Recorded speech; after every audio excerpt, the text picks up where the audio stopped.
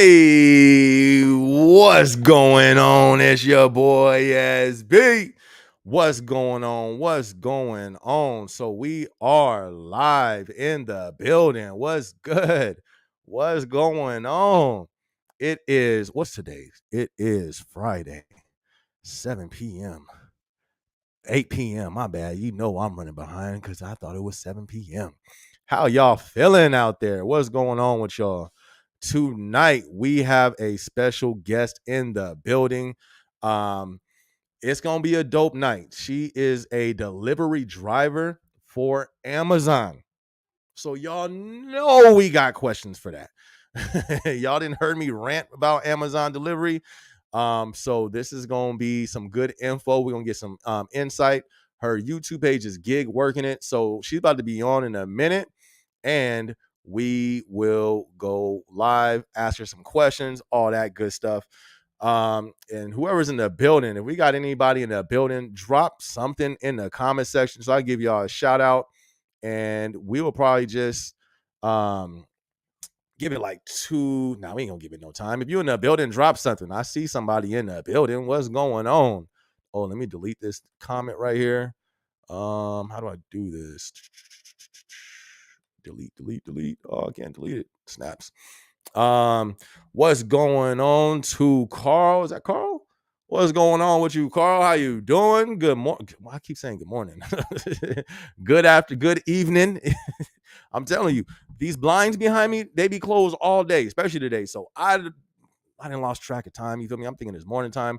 You said I'm starting my training Monday. Let's go. Congrats. Easy money. What you doing? You doing delivery, or are you doing the warehouse side? Let me know. That would whichever one it is, congrats. And definitely take this time to capitalize off it. Collect. You feel me? Take that time to collect. John Smith, what's going on, John? Good evening. What's going on? Welcome to the live. Who else we got up in here? Carlos, what it do, Carlos? What's good? Hey, mom, you think you could shut that door for me? Thank you. Carlos, we got Carlos in the building. What's going on, Carlos? Who else we got up in here? We got Ann. Is that Ann? And what it do? What up, Ann? Hello, everyone. How's everyone doing? Me personally, I'm doing pretty good. I'm doing pretty swell. I'm doing good. It's Friday night, and I'm feeling right. Who else we got in the building? Charlie don't be playing. He said, hold on, SB. Wow, hold on, SB. I got a super chat for you, SB. Dust, shout out to Dust. What's going on? Oh, so you got hired on delivery? Okay, so questions that you have, our guest tonight, she's definitely gonna be able to help us answer them because I got some questions. You feel me? Like, I just used my PTO for the first time on the delivery side. I got questions. First one is where my vacation time at? You feel me? Where my UPT at? I don't see none of this on the delivery side. And then when we was talking earlier, she was like, yeah, that's because it ain't there. I'm like, oh, don't even tell me no more. We're going to talk about this on the live. You feel me? So shout out to you, Carl. If any questions, be sure to write them down and ask. We got a vet that's going to be on here. Charlie. Hey, good looking, my dude, for always supporting. Thank you so much for the super chat, Charlie. Definitely appreciate that for sure. What's going on? Good evening. All right, so we're going to bring our special guest in the room right now. So somebody, look, I was just about to say that. She was saying that she subscribed to Astrid. That's what's up. And if you guys haven't, while we're watching, definitely be sure to subscribe to her page. Once we, finish with the interview, y'all can't just dip out from the interview. I mean, ain't gonna be here with nobody, so y'all gotta be here for the interview. And this ain't even an interview. These ain't interviews. These is just guest appearance. You feel me? Like, we just gonna come on here and vibe, have some fun. So I need y'all to make some noise right now for Amazon's. What year are we in? 2023. Employee of the month. I'm just playing. I just made that up right now. But if anybody was employee of the month, it would be her. We gonna bring her in now. We got Gig Working It. Welcome to the live. What's up? How's it going? What's going on? How you feeling? I am feeling good. How are you doing? I'm doing good. I'm doing good. I'm doing good. Enjoying the Yes, I'm Friday. looking. I see a Vern Chapman. Yes. How are you doing, young lady? I know her very well. We do a lot of interaction in the comments. Oh yeah? Absolutely. That's what's up. That's what's up. Yeah, she's been commenting on my page for a minute. That's one thing I like about the Amazon community. Low key, we do have followers that kind of taps in to a lot of our pages. You know what I mean? So I know, especially when we did the first one, people was tripping out like, "Yo, y'all collab?" You know what I mean? It was pretty dope. People was excited about the collab. So I'm glad that they're Yes. able to tap in tonight. Absolutely. First off, I heard something. It's your birthday weekend, or is it your birthday today? Is it It's my what's going on with birthday that? weekend. So my birthday Hey, let's go, let's go! Happy birthday to Monday, you! Monday, February 6th, Aquarius. So my birthday is Hey, on Monday, but we will be partying the entire weekend starting tonight, the entire Saturday month, night, Sunday night, next maybe weekend. Monday You feel me? The night. weekend after that. Maybe. Oh wait, oh my God, we will be partying. You guys, I'm in Kansas City, Missouri. Our Chiefs, Oh, that's we right. won. We are going to the That's Super Bowl right. this That's Sunday. right. Okay. Yes, Okay. sir. Okay. Okay. And the Super Bowl is actually there with you, In SJ, in Arizona. Arizona. That is a fact. You feel me? Yeah, That's a fact. The Cardinals ain't there. You feel me? They decide to take it easy this year and just give folks a break. They didn't want to go too crazy on folks.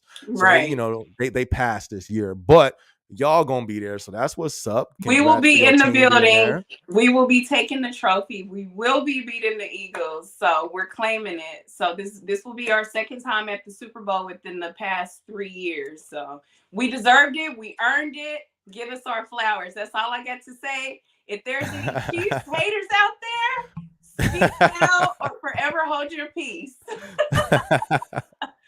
Oh, that's good, man. That's what's up. That's what's up. Um, real quick, man. You already got a question. Hold on, let's see what Ann is talking Yeah. about real quick. Uh-huh. But yeah, first off, happy birthday to you. Happy birthday Thank to you. you. Thank you so much. I appreciate it. Awesome. Don't quit on the first day. It sure is adjustment, but it's a good challenging job mentally. And make sure to breathe. Best of luck.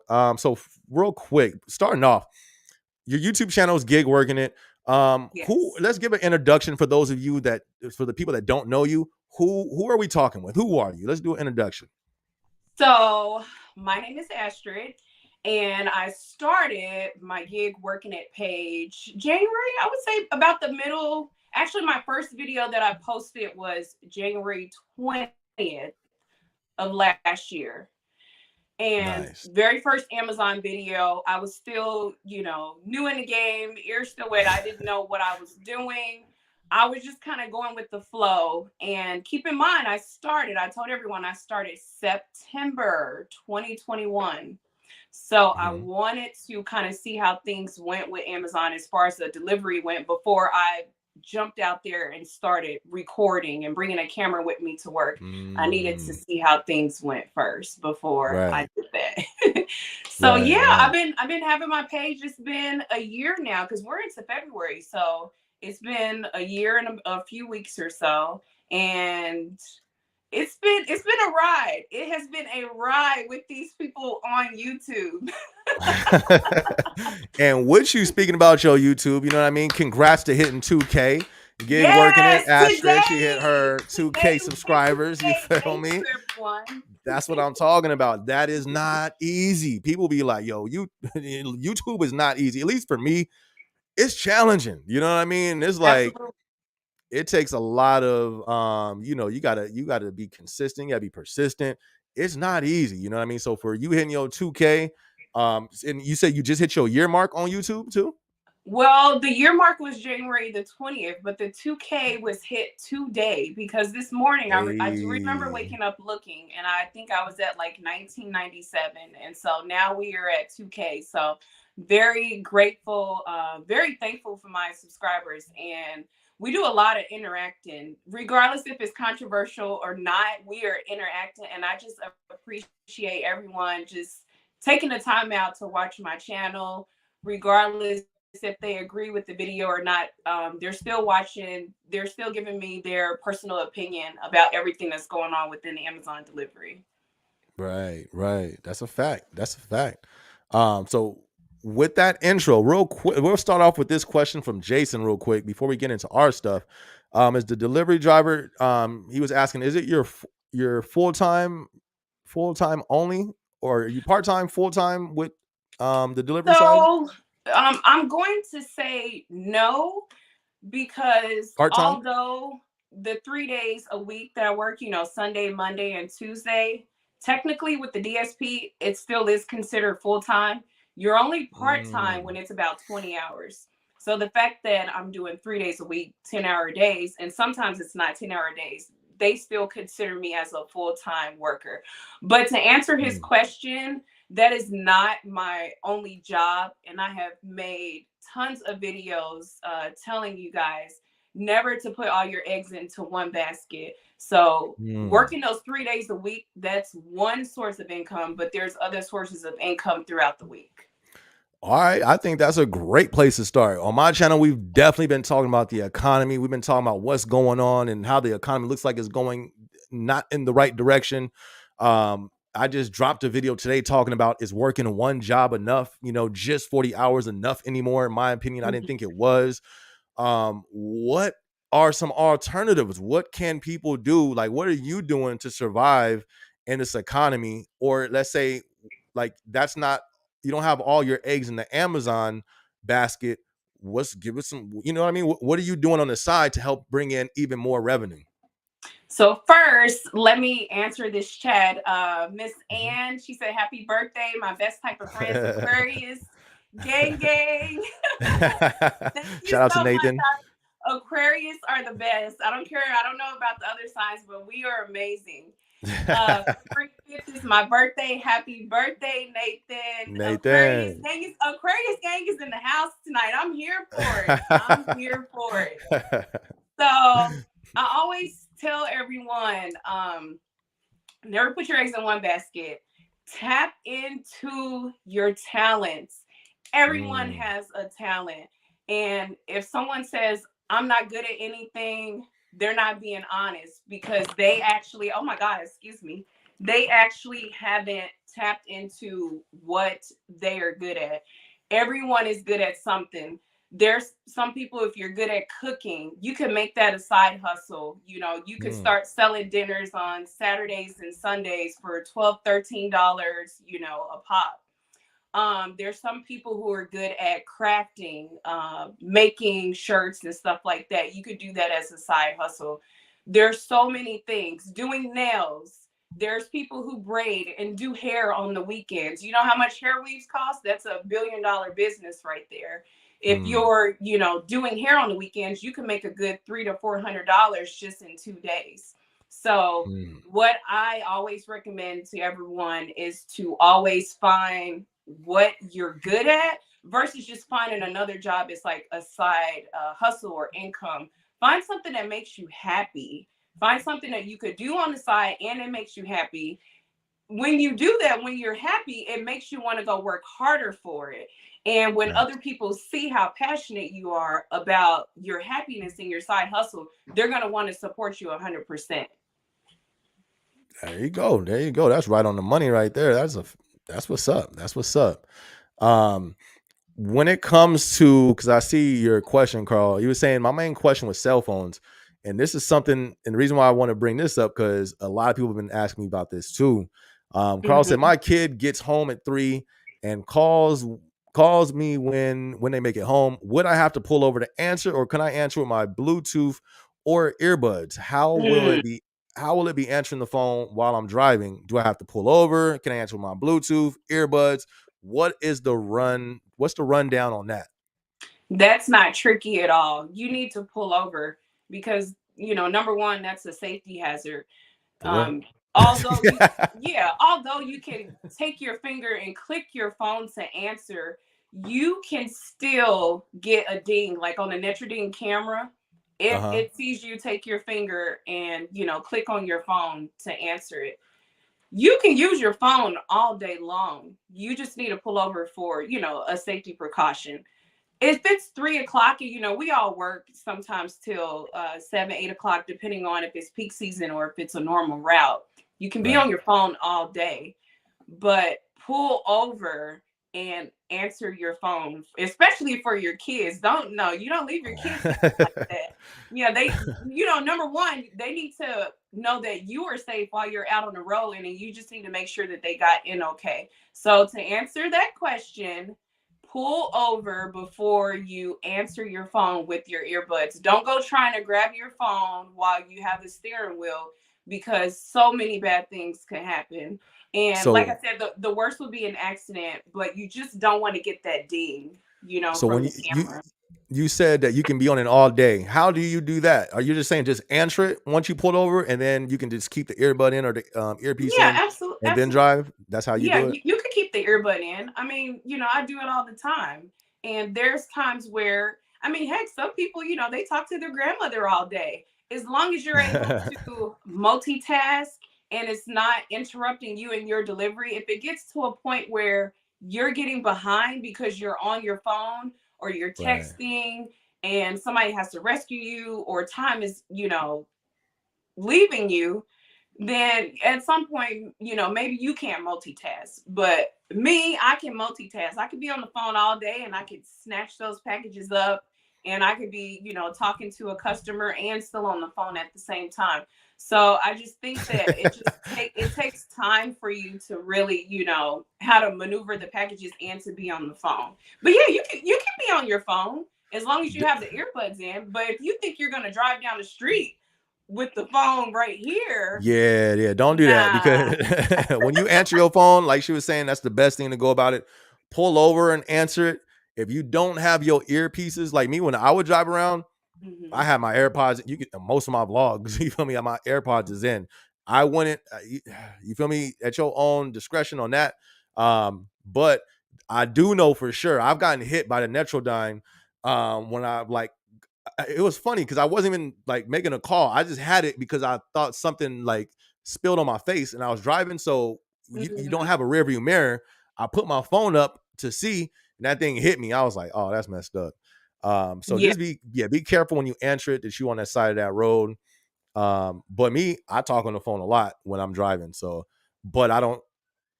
It's weird though. I remember I did get hit for the phone, but it was for a day I didn't even use it. So I would definitely talk to your that's what they weird. call them, your be sure to talk to Your DSP.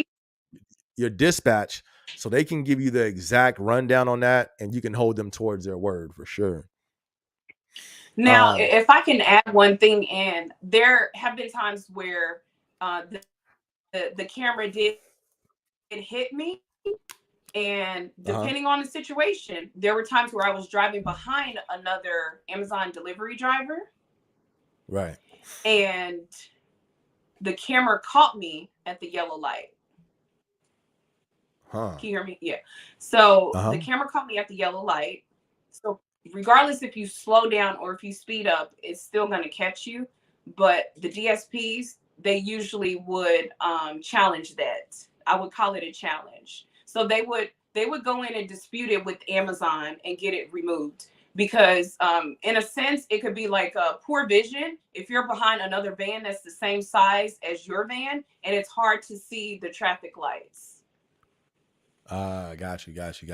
So I mean, if Okay. you have a good DSP, they can dispute some of the Netrudine cameras, the dings for you. Okay. Somebody said I'm here for the tea. Say somebody must watch your channel. They like, no, we know she gonna drop some tea on us. Somebody want to get straight to the Who point is over here. that? Somebody, so who's this? Jason said, Astrid, be honest. Do you like the job? If so, will you recommend it for somebody who's looking for a job? What is your reply to that? Shout out to Jason for that question. Great question. It's hard What's your response? when you when you ask a person to be honest. It puts them in a situation where they don't want to be honest. Is that weird? But you guys know I'm gonna keep it a buck with you. I always keep it a buck, and that could be one of my issues, because I keep it too much. I keep it. You're asking me, do I like the job? And I'm gonna tell you no. As of now, no. But would I recommend it for a person looking for a job? Absolutely. Absolutely. It really depends on the person and it depends on your situation, because I can go and recommend this job to everyone, but this may not be the thing for some people. As I said in the beginning, the best thing this job has offered was semi-peace as far as working by yourself. You don't have to deal with customer service. You don't have to deal with interactions with people. And if you do, it's a few seconds. And that's peace within itself than being on the phone talking to people, or, you know, actually going into like a corporate job or something like that. So question. I would recommend Question it real quick. for someone who is looking for a job. Sure. When did you hit that point that you no longer when did you come to that conclusion? Because when I first came in, I was like, yo, okay, I can see, okay, you feel me? I seen nothing but the good stuff. And then I hit a point where I was like, I don't like it. You feel me? When did you hit that point to when you no longer liked the job? And what brought you to that point? It took a while. Maybe like, I would say a good 6 months. But honestly, what took me to even recording was once I started seeing things weren't what they were saying it was when I first started. You think it's this amazing, you know, they're starting off good pay, it's easy. And then after a few months, you're like, no, like I see this issue, I see that issue, and I'm going to let everybody know. So I'm going to say about 6 months, I was just like, okay, I'm not liking what I'm seeing. I need to start letting the people know, because that's one thing you don't want to do. You don't want to go into a job blindsided. And some people had information and they couldn't even tell you what was going on before you got there. So again, that's why I made a lot of the videos I do. And this is from my perspective only. Some people go into this job, they love it. You got people right now who's been here 2 years. They have absolutely nothing to complain about. That's crazy. But when I see an issue, I'm going to speak on it. 6 months. Right. 6 months. That's what's up. That's a long time though. I thought you was gonna be like 2.5 months, a month and a half, 6 months. That's a long time. That's okay. No, because you know, I gotta be honest. You know, I've had a really good DSP, and when you watch other videos and you hear about other DSP companies and the way drivers have been treated, and you look at the way that you're being treated, it's nothing like them. And my issues wasn't always necessarily within the DSP. It was within Amazon as a whole. So, and you know, Amazon is contracted through the DSP. So I'm speaking as far as Amazon is concerned, not always necessarily the DSP and their company. See, I've never looked at it like that. I've always looked at it more so the DSP. Why do you say more so Amazon?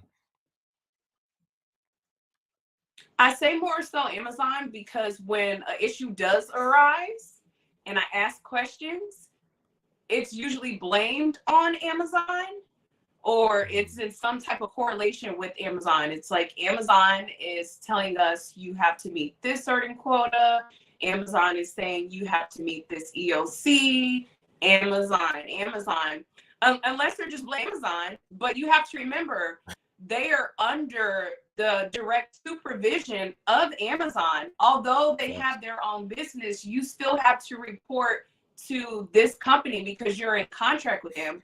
And if you're not meeting their requirements, they have every right to cancel that contract with you. So in a sense, you're no longer, you know, your own sole business owner. You still have someone else to report to.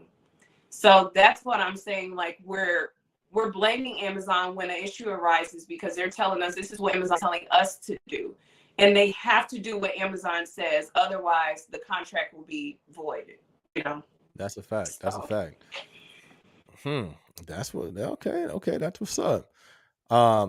So one of my questions and one of the things that I kind of really, for me, wanted to know, and I don't know if you covered it in any of your videos or if you made a video kind of just hitting this topic, I didn't see it, but maybe I could have missed it. Mhm. I wanted to see like the perspective of doing this delivery side, because there's been times I'm out there delivering and then I'm don't feel right. So if I don't feel right being a male, you feel me, a male who, you know what I mean, like I'm not in the gym, like, but you know what I mean, like a grown male out here looking like, I don't feel safe. You feel me? Like, what would a woman feel like in this situation? You know what I mean? So coming from a woman's perspective, let's say like on one of the things that I really don't like doing is delivering, and something like delivering at nighttime, right? This can hit so much. I mean, going on to Right, people's right. properties. That's one thing I don't like as well. But we'll start with the delivering at night. How do you handle that? I mean, is it different for like, what are your thoughts when you delivering at night, walking on people's property? What's going on in your head? It's scary. Not gonna lie. It's, something that I'm not too fond of. And so I used to try to, make it to where I would go as fast as I could, to where once I hit, that dark time, which, it could be anywhere from 5:30 to 5:45, to where it's like pitch dark. I Right. wouldn't be out there long. So I would try to work, work my butt off. I would take breaks. I would do whatever I could to where I can get done as early as possible. So once the dark did hit, I would only be out there for no more than 30 minutes to an hour tops. Now, of course, during peak season, you don't have a choice. You're out there till 8:30 at night. But there were times where, I didn't feel safe at all. And for numerous reasons. Number one, I'm a woman. We can be very vulnerable to be approached by anyone. You have safety hazards, as far as certain people no one has their porch light on, number one. So Oh my it's kind of hard gosh. to see where you're going. Facts. Number two, let's hope there's not any dogs outside when it's dark, because you're screwed. Facts. But it it really, it depends on the area that I would deliver in, Mm. and that would determine if I felt like really safe or if I felt okay. So it just really Well, depends on the area. But I always made sure that I did extra things to make sure I was seen, because the vest that they have mm. us wear, it's not reflective as, what they claim on their website or their app. It's not. It's not reflective. And then Oh, let's just snaps. keep it 100. I didn't know that. I'm black.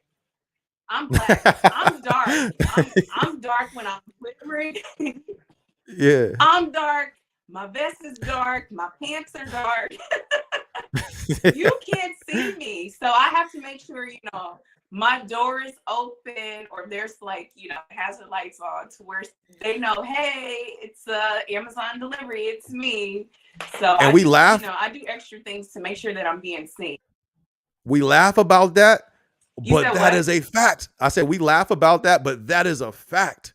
Like, that was one of the main things I was worried about, and that's something I encountered a few times. Even the last time, the last day was the last week. It was dark, or it was just about getting dark.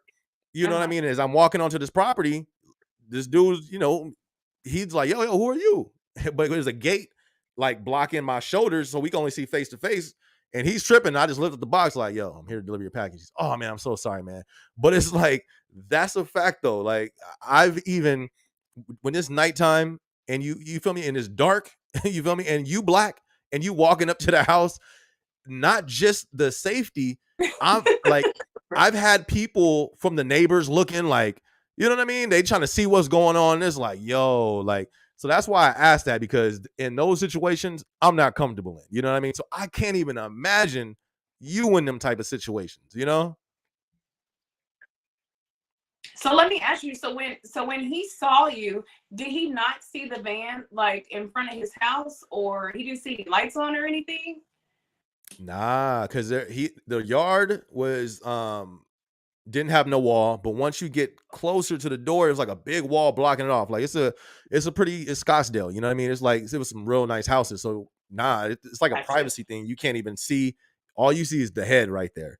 Because the way that the yard was, it kind of goes down. So if anything, he just sees like maybe the top of the houses across the street, but he couldn't see. He just see this black dude walking up to his house. You feel me? With passion too. I was up there mobbing. I didn't even see him right there until it was too late, and I'm like, oh snap. But you feel me? That's Like that's a hilarious. thing because this too. Like okay, there's so much. Okay, it being nighttime, but I found out they can see your pictures. You know what I mean? So it's Mm-hmm. like I can't even imagine. Have you had to deal with that? You being a woman, they can see who's delivering their package by the picture. That's kind of like I felt weird. You feel me? Because I've had some situations which I'll talk about. But have you encountered anything with that by the customers seeing your delivery picture? Oh yeah. You said yeah. I've had multiple, yes. I've Mm. had multiple customers call me by my first name as soon as I come up to their door. But I actually, had a guy that was I had a guy that was like standing outside his apartment complex, and I did make like a shorts video about it. He called me by my name, and I'm like, oh, are you waiting on a package? And I wanted to ask him what his name was to make sure I was giving the package to the right person. I didn't want to just give it to some random guy. So Right. after that, he asked me, did I want to go have a drink and stuff with him. And of course I declined his offer. Unfortunately, I wasn't flattered. And people can take it how they want to. I have had some backlash about that. But in my case, I've had the backlash from men on here. People don't understand from a woman's perspective, like how awkward and uncomfortable that is. Like you're out on a job and someone knows you by name. And then in my mind, like you're praying, like you're setting up your date night before I even pull up in the parking lot. And I didn't think that was appropriate.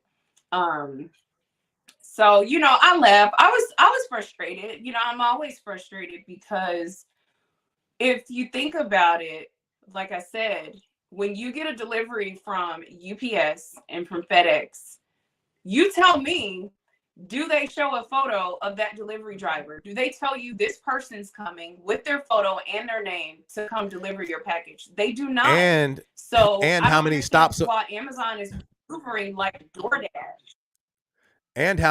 away they are. That's crazy. The, That's the part that tripped me out. yeah. That's wild. UPS, I don't know how many stops away they are. That's crazy. That's You're wild. UPS, you're bringing my mattress. It's not telling me how many stops away you are. It's not telling me your name. Yes, I mean, I get the same UPS driver, but I don't know his name unless I ask him, hey, what's your name? I don't know him. And so at some point, you almost feel like your privacy is invaded in a sense. It's not a good feeling. And some of the customers, they love it. They love that you come up to them and they know your name. Like, hey, Sarah, thanks for bringing me my package. That could be the model that Amazon wants to incorporate in their business. But from a driver's perspective, we don't like it. We don't want you to know who we are. I've actually had some drivers that told me they didn't even want people knowing they were delivering for Amazon. So they were upset about that. That's wild. I mean, how did that even go? You walked up and he just said, "Hey, Astrid." Like, how I mean, like that just sounds like some creep stuff. I don't get that. Like, you handed him the package and he just said, "What's up?" Like, and called your name out. That's wild. Now Uh, I'm telling you, he flat out said, what did they say? Amazon has in the van now. Yes, Amazon has had cameras in the vans for months. It's been almost over a year, probably a year and a half now. But yeah, when I handed him his package, he was still standing there as if I was gonna say something else to him. And he flat out asked me, hey, he was like, do you want to go out for a drink sometime? oh my he gosh. was confident. I mean, Listen, all of the Amazon customers, we're I'm all Amazon. telling I'm an you. Amazon customer. But if y'all Amazon customer out there and Me Astrid comes to your too. door, please don't ask her out on a date when she delivering your package, please. You feel me? Like who does that? Like, No, and that's why I wanted your no, perspective don't because don't do that. like, but imagine though how uncomfortable that would make somebody feel. You know what I mean? Like that, I'm sure that made you feel uncomfortable, right? Well, I'm trying to figure out. Okay, I'm like, was I more uncomfortable or was he because I turned him down? Which one is it? Like, I mean, he Mm, seemed fine, when I told him like, no, but yeah, I don't know. I'm just not with that. Some people are okay with that. They're like, yeah, cool, whatever. It is what it is. But I'm just not that type of person. Like I'm at work, I'm doing my business. I want to deliver my packages and I want to go home. Like, we're not right. having what do they call it? Like the Jack website or whatever they have. Like we're not doing Mm. dating apps here on Amazon. And that's how I felt. The fact that you knew my name, you knew my photo, you was setting up a free date. You didn't have to pay for the app because you got the Amazon app. You can find a date on Amazon.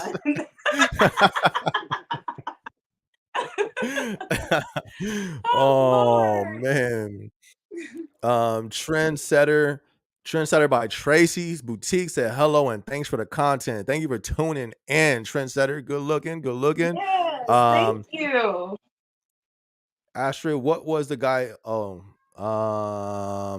use your flashlights. Oh, Listen. Let me start this one real quick. Use your flashlight. I did this. I scared me when I was creeping up to the yard with a flashlight and a box in my hand, and I walked past it was a truck, and I seen the reflection. I said, "This don't look good." It looked like I'm finna go rob the place. Like I'm all you see is a tall shadow creeping up. I forgot I had my safari hat on, so it was dark with a big old light going up, creeping up to a house. It don't look good. I've seen people use the head flashlights. I'm not gonna lie though, I just don't like delivering at night. What's your opinion on using a flashlight? I don't think that's enough, but what's your opinion on that? I mean, personally, I feel like you definitely need to use it because it's just, let's just be honest, you can't see.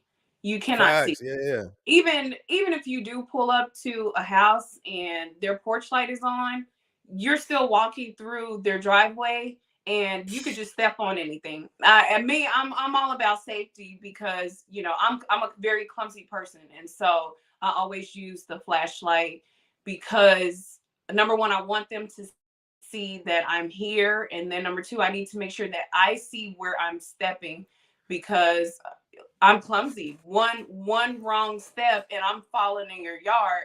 And let's hope that there's no dog poop in the yard Oh when I have man, the you box. that camera coming on. It's time God. for a rant. You feel me? I'm going off. Yeah. But you're that's so true. I've tripped over the garden. You know the plants with the dirt in that plant area. They usually have something there to block that. I've been tripped over that. I've walked into spider webs. I've tripped over it. You know the little yard ornaments. So you got no. That's definitely a good point. One thing I try to do, I try to park right in front and open my van door, and that usually lights it up depending on the type Yeah. of house it is. But sometimes it Yes. ain't enough. So I'm with you on that. If y'all got a flashlight, use your flashlight. I just hate the way I look when I be walking around with a flashlight creeping through people's yards. But like Astrid said, that's for sure, for sure. We got to keep safety first. Boris has a question. He says, "Have any of you Okay. guys driven the where's that Rivian vans? I'm trying to switch to a different The warehouse vans. DSP. Okay, I'm trying to switch to a different DSP just because they got the new fleet. Okay, Which understandable. And there should be a video that we definitely need to discuss the pros of driving the Rivian van because some of the issues that we're facing driving the regular vans, you won't have that issue driving the EV vans. So I mm, have drove the EV van just once. I went for like a test drive. I passed because nice. they do make you take a test. You actually have to take a test inside of the warehouse in one of the training rooms, And then after that, once you pass that, then you actually go out physically on the road. So I drove it once, but if you're just trying to switch to go to a different DSP just to drive the Rivian van, like I said, I think it's up to you. If that's something you would like to do, I would try it, but I can't guarantee they're going to just throw you into an EV van as soon as you get employed, especially if they have the other vans available. Like, it's kind of like levels to it. Like, you have to drive this van, show that, you drive safely, in a regular van, and then you can kind of excel your way up to the EV. Facts. Even in mine, I'm not in no EV van yet. No, I was saying even at my warehouse, I'm still not at an EV van. And I noticed some of the ones in a different DSP, they all got EV vans, but I think they're going to eventually roll them out to everybody. I would probably just say stay patient and you'll get in there. But Astrid is right. I've seen the what's that? What did I say? It's called the seniority. Usually those who have proven themselves in the regular vans will be the ones who get in those EV vans, because my DSP, they actually had a stand up and they was like, listen, everybody ain't getting these vans. It was like, these vans are going to cost more for us to fix. And the DSP owner was like, I got to pay for this. Amazon ain't going to pay for this. I got to pay for this. So I'm not putting everybody in these vans. That was just my DSP. That's right. They're accurate. Yeah, they're not lying when they say that. These are out-of-pocket expenses coming from the DSP. Amazon is not taking care of the maintenance of the van. That's the DSP's responsibility. All right, we got Jason. Jason, shout out to Jason in the building. He said, she said she will try to finish out fast, but will she get? Ooh, that's a good question. Will you get paid the full 10 hours? So you try to blow through your route so you don't have to be out there at night. Will you still get paid your full 10 hours for that though? Nope. And I don't care. I'm one of those drivers where I just want to get done and I want to go home. But unfortunately, with my DSP, they don't have that as an incentive. 8 hours. They do not. They do guarantee 8 hours. Don't get me wrong. So if you get done in 6 hours, you will get the guarantee 8, but you will not get the guaranteed 10. And I've made a video about that as well. You want to go with a DSP that is the guaranteed 10, because there are some drivers who really work their butt off and they should be paid for their full 10. They never have any dings from the camera. Their FICO score is good. They come into work on time. They always deliver. They don't bring any packages back. Why not? Why shouldn't they get paid for a 10? It's just my particular DSP that only does the guaranteed 8. They will not do a guaranteed 10. They done it one time. And that was this maybe about a month ago, because it was like -5 outside and no one wanted to come into work. So that was the incentive, to give them a guaranteed 10. That's wild. This guy, all right, we're going to change. Really? Advice for a new Amazon employee: stay out of trouble. You feel me? Stay out of trouble and you'll be good. Shout out to this person right here. Why doesn't Amazon, based off van cameras, market to those that don't leave the light on? Oh, to leave the light on, or the actual addresses that are viewable? Yeah, that's a good question. I mean, that's they don't do a lot of Amazon stuff. question. I don't think that's something I don't think that's something that we can personally answer. It's a great question, but it's something that somebody like an Amazon correspondent needs to answer. But yeah, we want to know the same thing. Like, they tell you they are trying to implement information to where when your package is coming, they send you an alert to tell you to put your dogs away, turn the light on. But I'm not sure if it's getting to everyone. Yeah, I heard of that. I don't know where I heard that from, but I know we definitely ain't doing that yet. But I think that would help. That would definitely help though. So we got another question. Speaking of the picture, that's another reason delivering pizza I wouldn't use to roof advert, because apparently they knew how close I would be dropping off, similar as it was with Amazon. So I guess that's not just an Amazon thing. They doing that with pizza deliveries? Are you kidding me? Showing people's pictures? Yeah, I'm not with that. No, I'm not with it at all. I'm okay not knowing who my pizza delivery driver is. It's okay. Right. I don't see nothing good coming out of that. Like, what good is that? Like, I know the pizza man, he got a pizza box in his No. hand. What good will come from that? You feel me? So, Uh, all right, Carl says, so you have to drive the exact speed limit or they let you go 5 miles per hour. So what's up with the speed limit in your experience? ooh. That's a good So one. we were told by our DSP you cannot go over 9 miles an hour. So if you're on the highway and the speed limit is 60, it is safe or okay for you to go 69 miles per hour. If you go 70, then the camera or the Netradine, it will catch you. So Hmm. you can go over 5 like safely. You can just drive, through the maybe not the residential streets, but like, the normal busy routes or whatever. You can go 5 miles over. But if you're on the highway, I mean, your max is 9. If you go any over that, you're pushing it. That's what's up. I got hit with a few. They showed me my speed. I got hit with speed, I think 5 times last week. You feel me? Don't do that. You feel me? Don't do that. That's not a great example. No. But the reason why I got hit, you got to be careful with this too. Pay attention to the signs because there's a part of the freeway they was doing construction, but it was at nighttime. The sign said one thing, the G, Mhm. the phone said another thing. I went with the highest one. You know what I mean? I was wrong, but definitely pay attention to the signs while you out there. um, but then also just be careful because there was a story. It was I think it was when I first started, maybe like 6-7 months ago, where somebody hit a Mhm. kid and they ended up passing away. So when it comes to, as Astrid was Mhm. saying, when it comes to those residential areas, I wouldn't push it. You feel me? I would stay real conservative, calm it down in the residential areas, especially apartments. Because in them vans, we got so many blind spots. You know what I mean? So be careful. I even had to slow myself down in them apartments because, especially apartments, you don't know when a kid can just boom come jetting from in between some cars. And you know what I mean? Just because you wanted to rush, or because I wanted to rush, because I said I've been in this position, I had to slow myself down. Right. You don't want to injure somebody because I don't want to injure somebody because I'm rushing. You know what I mean? We got Now, Victoria. Oh, go if ahead. there's a question though too, as far as if you're questioning what to go by, like do I go by what the sign says or what the phone says? Me personally, I would just go by what the phone says because the phone is what's tracking, Was your tracking movement, you. your driving. Yeah, so if Nice. it's lower and the sign is higher, I would just go by the phone, just to be safe.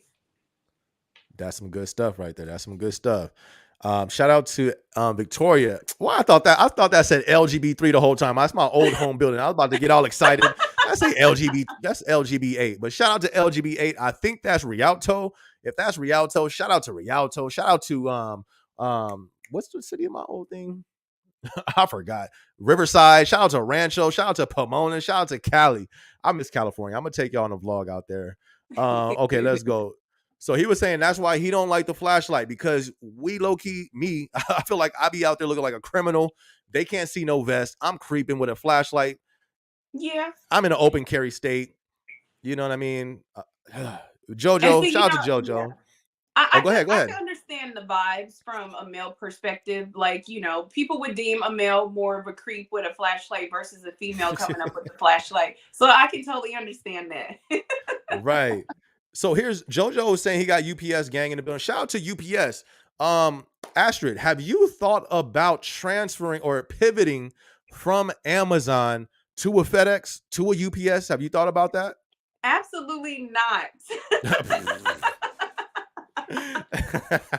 Why not? No. No, this is my very first time out into a field like this. And I felt like I have learned so Mm. much, good and bad. But like I said, this job is for some people, but it's not for Astrid. It's not the job for me. I got in there, I got my hands dirty, I'm doing what I have to do. But yeah, to go to FedEx or UPS, I know there's plenty of women, they're out there rocking it on both delivery sides. And, Right. I give them big ups for that. But for me, I would say no, I'm not interested in moving up. It would be a step up if you think about it. I would say it would be Amazon, FedEx, and then UPS, because UPS. UPS is a union. Right. So Amazon is more of to get your feet wet and to either, go up the ladder as far as FedEx or UPS, or do like a CDL. So, but the answer is Hmm. no. No, no, no. Or what you think about USPS? Because I've heard of a lot of people transitioning to that as well, and I heard they get paid. I think I've heard they were like the top. No. You Oh you no. think you think we have it bad getting having interactions with dogs with Amazon? Imagine being a USPS worker. That's a You're fact. That's a you're fact. going to be running from dogs every day. I actually had them in a few of my or one video where everywhere I was driving, he was walking, sweating, dripping, Yeah. and I actually recorded it like, yo, I feel bad. Like I'm stopping each house and my dude is walking this whole area.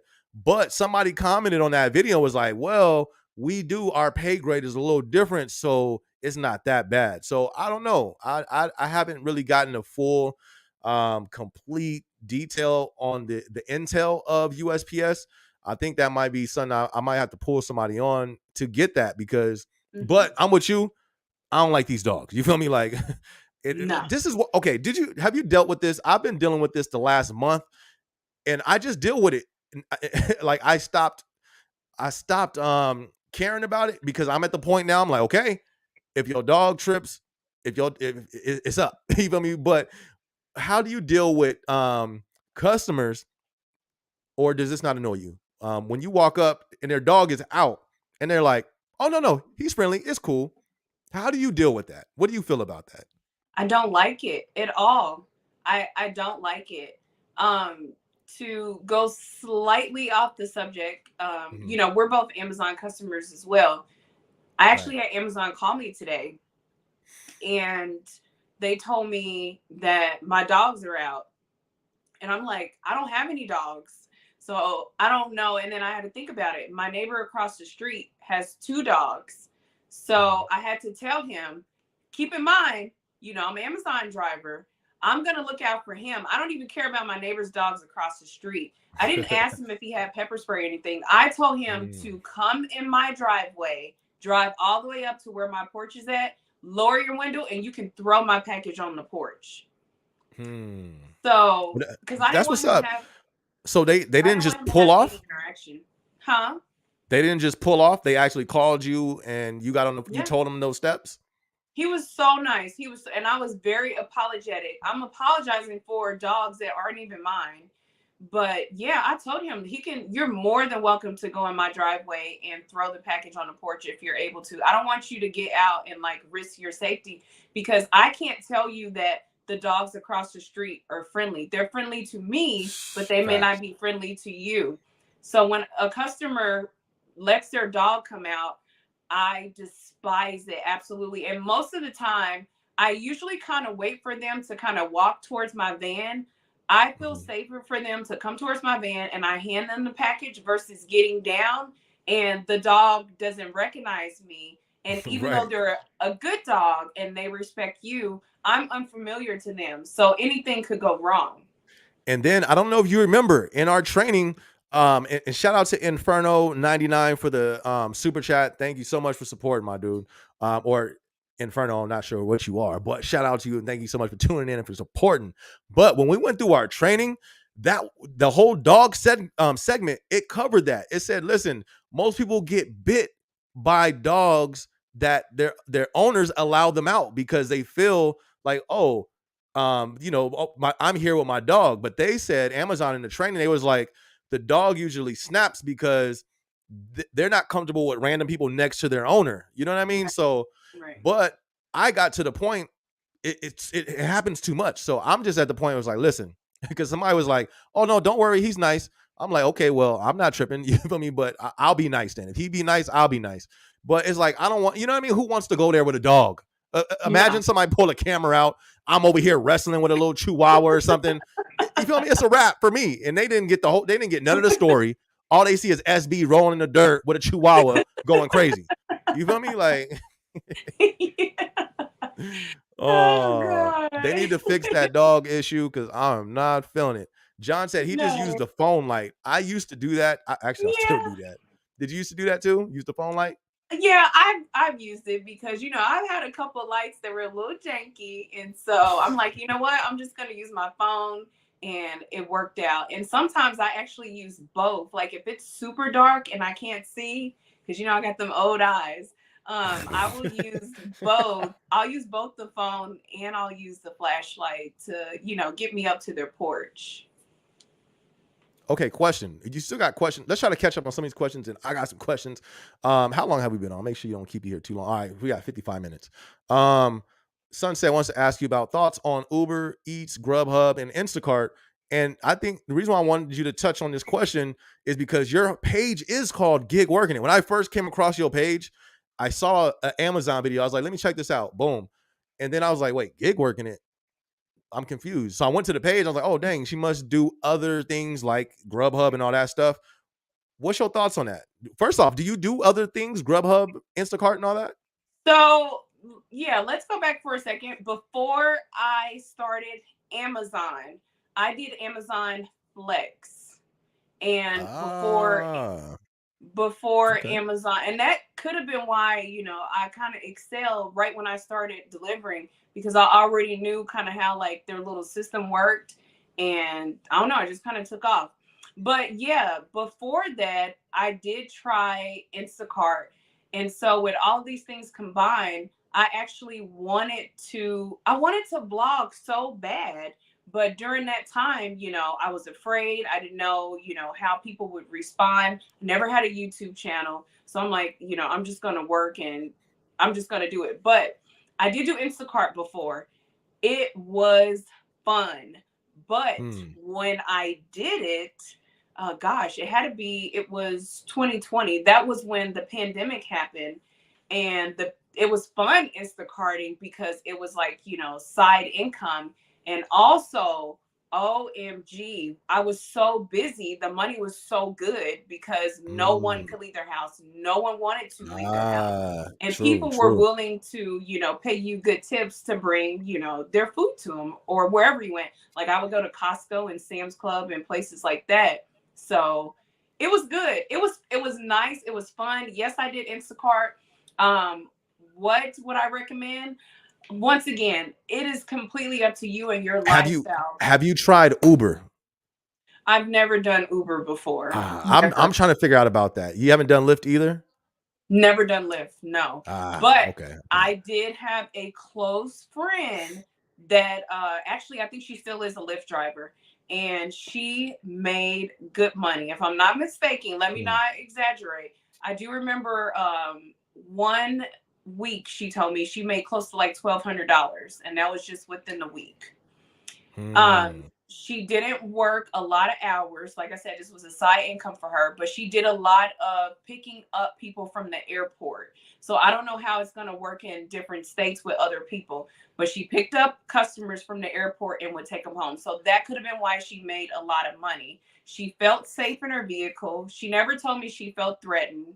So I know there's incidents that happen where, people do get threatened or bad things happen, but in her case, nothing has ever happened. Okay, okay. All right, so we're gonna speed through these questions real quick because somebody said ask the question. Real quick with that, real quick though. I don't know. Have you done a video on this? If not, that would be pretty dope. I'll watch it. Amazon Flex versus Amazon Delivery.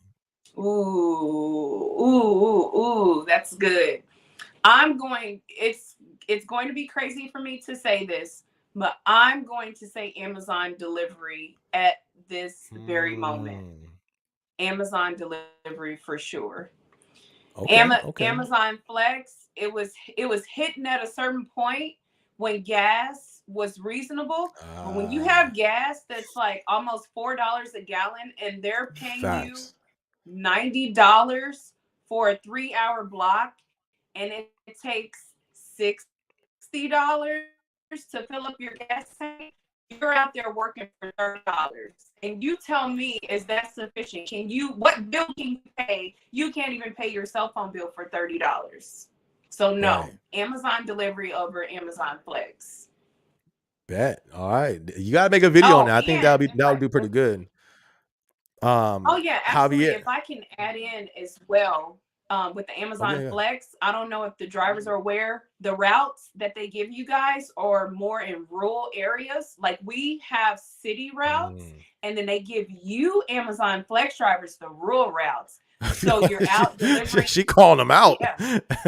Yeah. You're out delivering at night. You're out in the country, Mm, and that's a whole mm. nother story that we won't get into. But that's why I would recommend delivery over the Flex, because of where Flex sends you.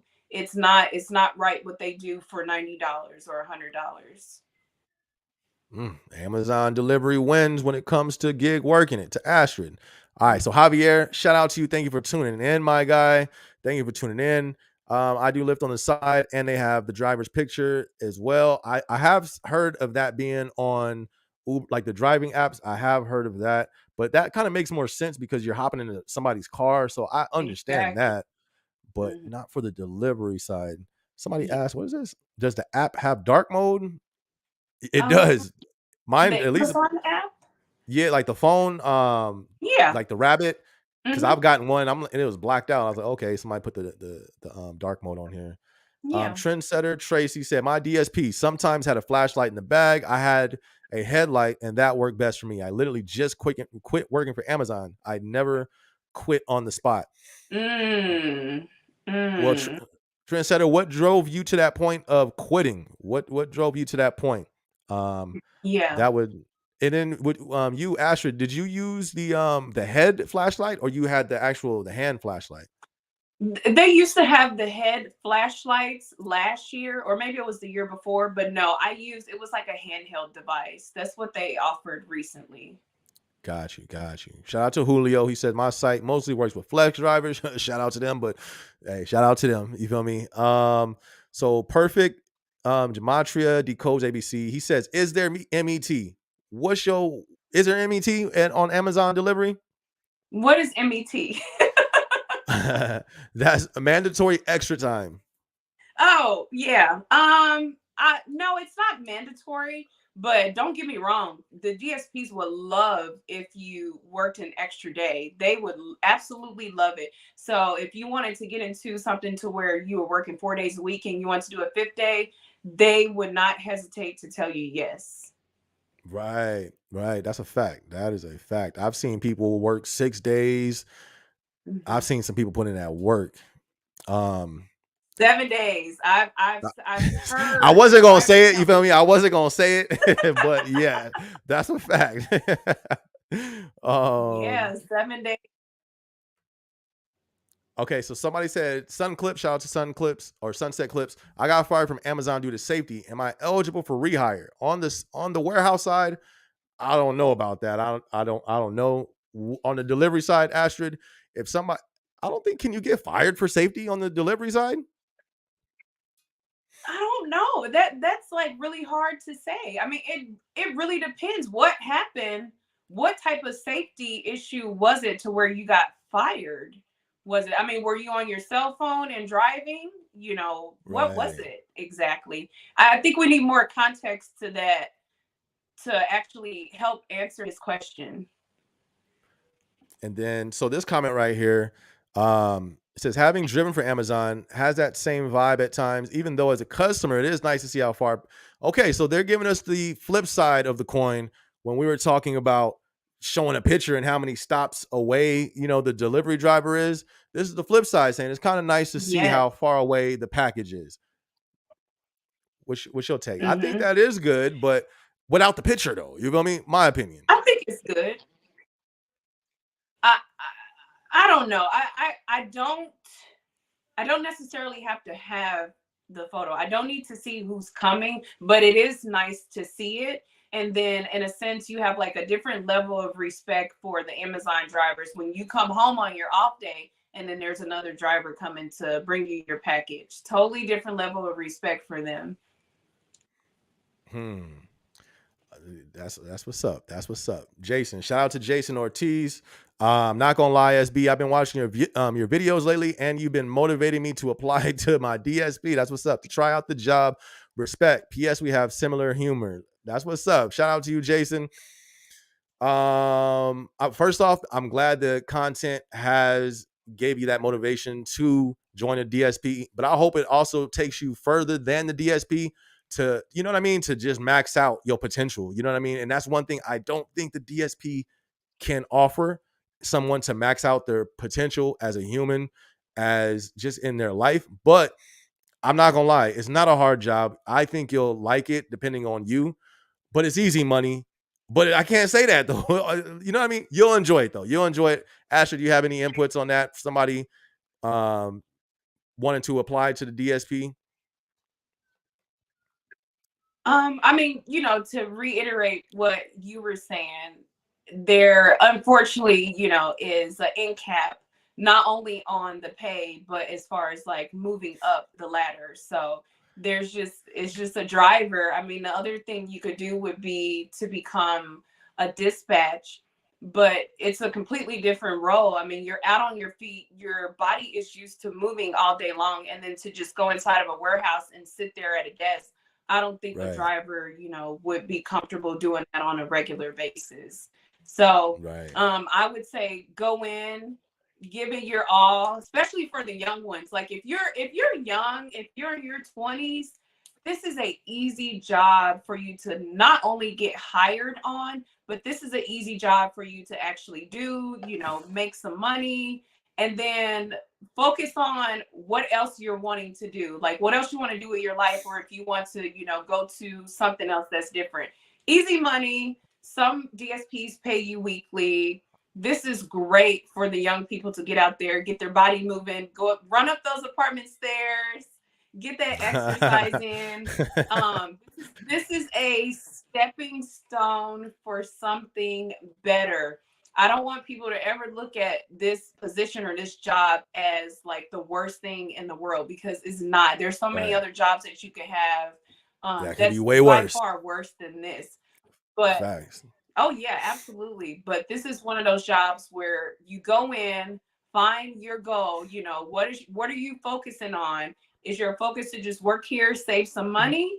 Is your focus to work here and maybe do CDL?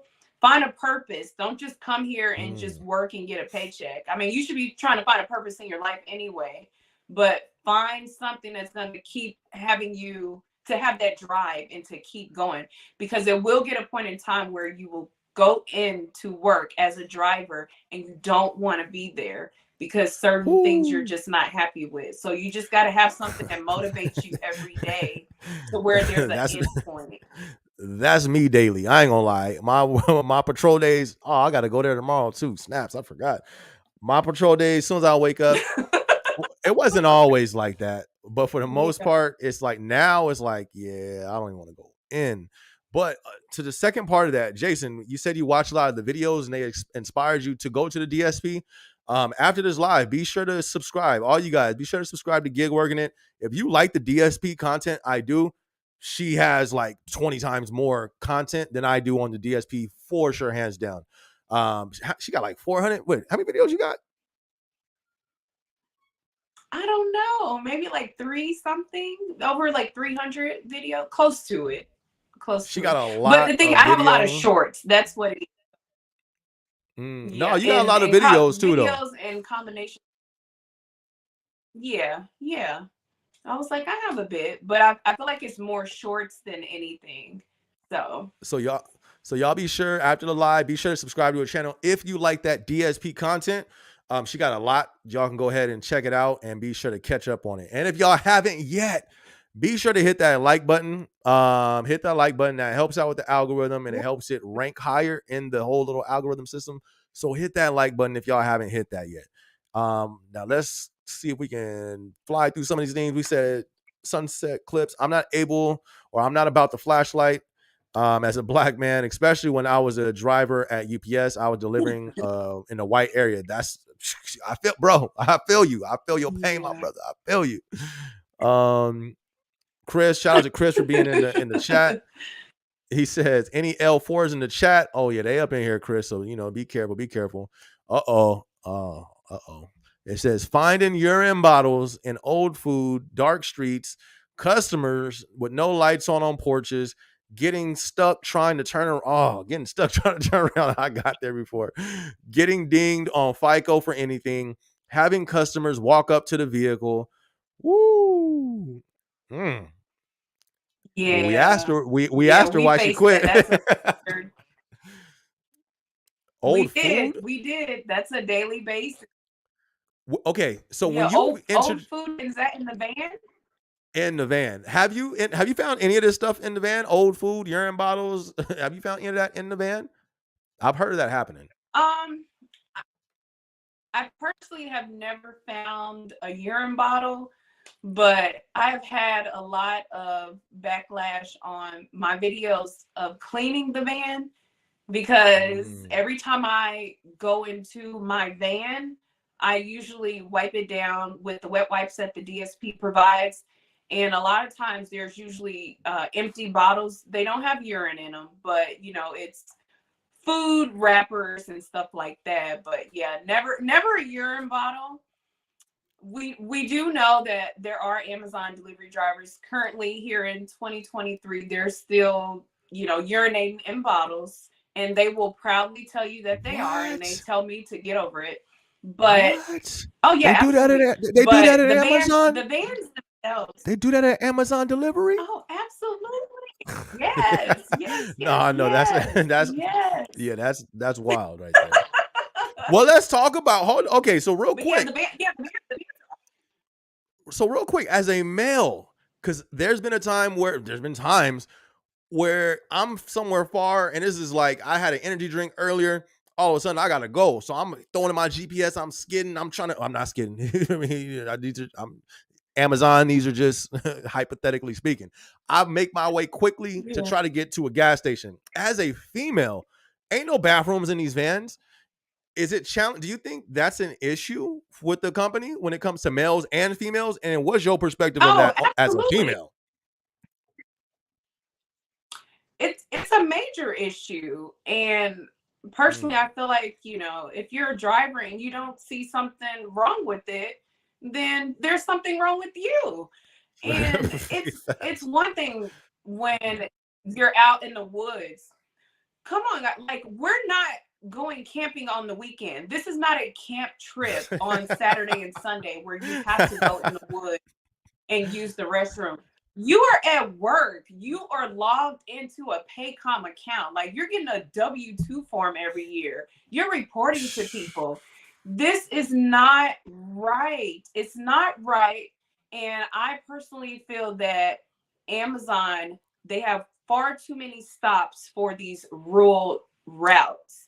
If the drivers had a lower amount of stops, they would have time to actually drive 5 to 10 minutes to go use the restroom and then come back and finish their Mm. route. Instead, these drivers have about the same amount of stops as a person delivering downtown and in the city. Therefore, they don't have time to use the restroom, and this is their only resort. But in my mind, I feel like you're better off just going to the woods and just urinating, on nature versus taking it to a bottle for a female or a male. And then I'm sorry, if you're able to urinate in a bottle, then I feel like there's bigger issues if you're able to do that versus going out in the woods. Like, how are you able to, what I mean? How are you able to, in the bottle? And how does it fit in there? But Oh man. I'm a huge advocate for using the restroom. I'm anti bottles. I don't care what no one says. I will never agree with a driver doing something like that. It's inhumane. This is my perspective. I don't like it. I feel like you need to take that 10 minutes and go find a restroom. Who cares? I'm sorry, this route will get done regardless. And I feel like it's sanity over anything. I can't agree with it. It's not right for a Mm. female either. And I know that there are some females that actually have the urinals that they use. And when it gets to that point where you're working a job and you don't even have time to take a restroom break, you need to seriously reevaluate, is this the job for me, or is this the right thing for me to do in my life? I can't even take a restroom break. What kind of nonsense is that? That's a fact. That's a fact. I definitely hear you on that. I actually, when the news people hit me up to do a story on the delivery side, for those of you that follow me on Instagram who was tracking me when I was going through that, she's the one I hit up to, when I got to that point when I was like, I can't talk to the news. You feel me? I hit up Gig Working It. I hit up Astrid. She was like, no, no, I'm not doing that. You feel me? So Astrid is lit. She keep it 100. But and the stories that the CNBC that they did, they were talking about that, and they actually had the testimony. It was the manager at an AMPM, and they were on. It gets wild. And they was talking about, it's like, you know what I mean? That area of the bathroom really needs it needs to be reconstructed. And I think it will, though. As crazy as that sounds, I think it will. It seems like all the criticism that Amazon delivery has been getting, it seems like they've been moving on it. They move kind of fast when it came to the whole dog issue. Next thing you know, you got dog prints on the app. You know what I mean? So it seems like they're really trying, but I agree. That's an issue. Um, so a lot of people who have been on this channel, who follow this channel, they've been in different parts of Amazon. You say you've been on the Amazon Flex. Just asking, have you ever been in the warehouse? Never. The closest I got to the warehouse was actually taking my carts out of the warehouse and loading my van up. Got you. I've never experienced any part on the warehouse. So the warehouse lingo, I am completely unfit. Got you. Perfect. Gematria, UPS is worse than warehouse or worse than Amazon warehouse. I believe you. Amazon warehouse really ain't all that bad, honestly. Just keeping it 1,000 with y'all. Chris said Amazon is not for everyone, and everyone is not for Amazon. That is a fact. That is a fact. Jojo says UPS is bad right now. They're getting hit bad, and they are short staffed. I heard they were doing strikes over there. I don't know what's going on, but yes, it is. It does seem like it's a lot going on over there. I don't mind the job. Amazon is stealing time with the locations feature, delivering one stop and 4 locations. Whoo! The locations would be like 3, 4 houses down. Weren't you you was talking about that, wasn't you? Yeah, we were discussing that earlier. So I made a quick shorts about, because there was one person that was a subscriber of mine, and he still currently is. He was trying to explain how to ungroup stops.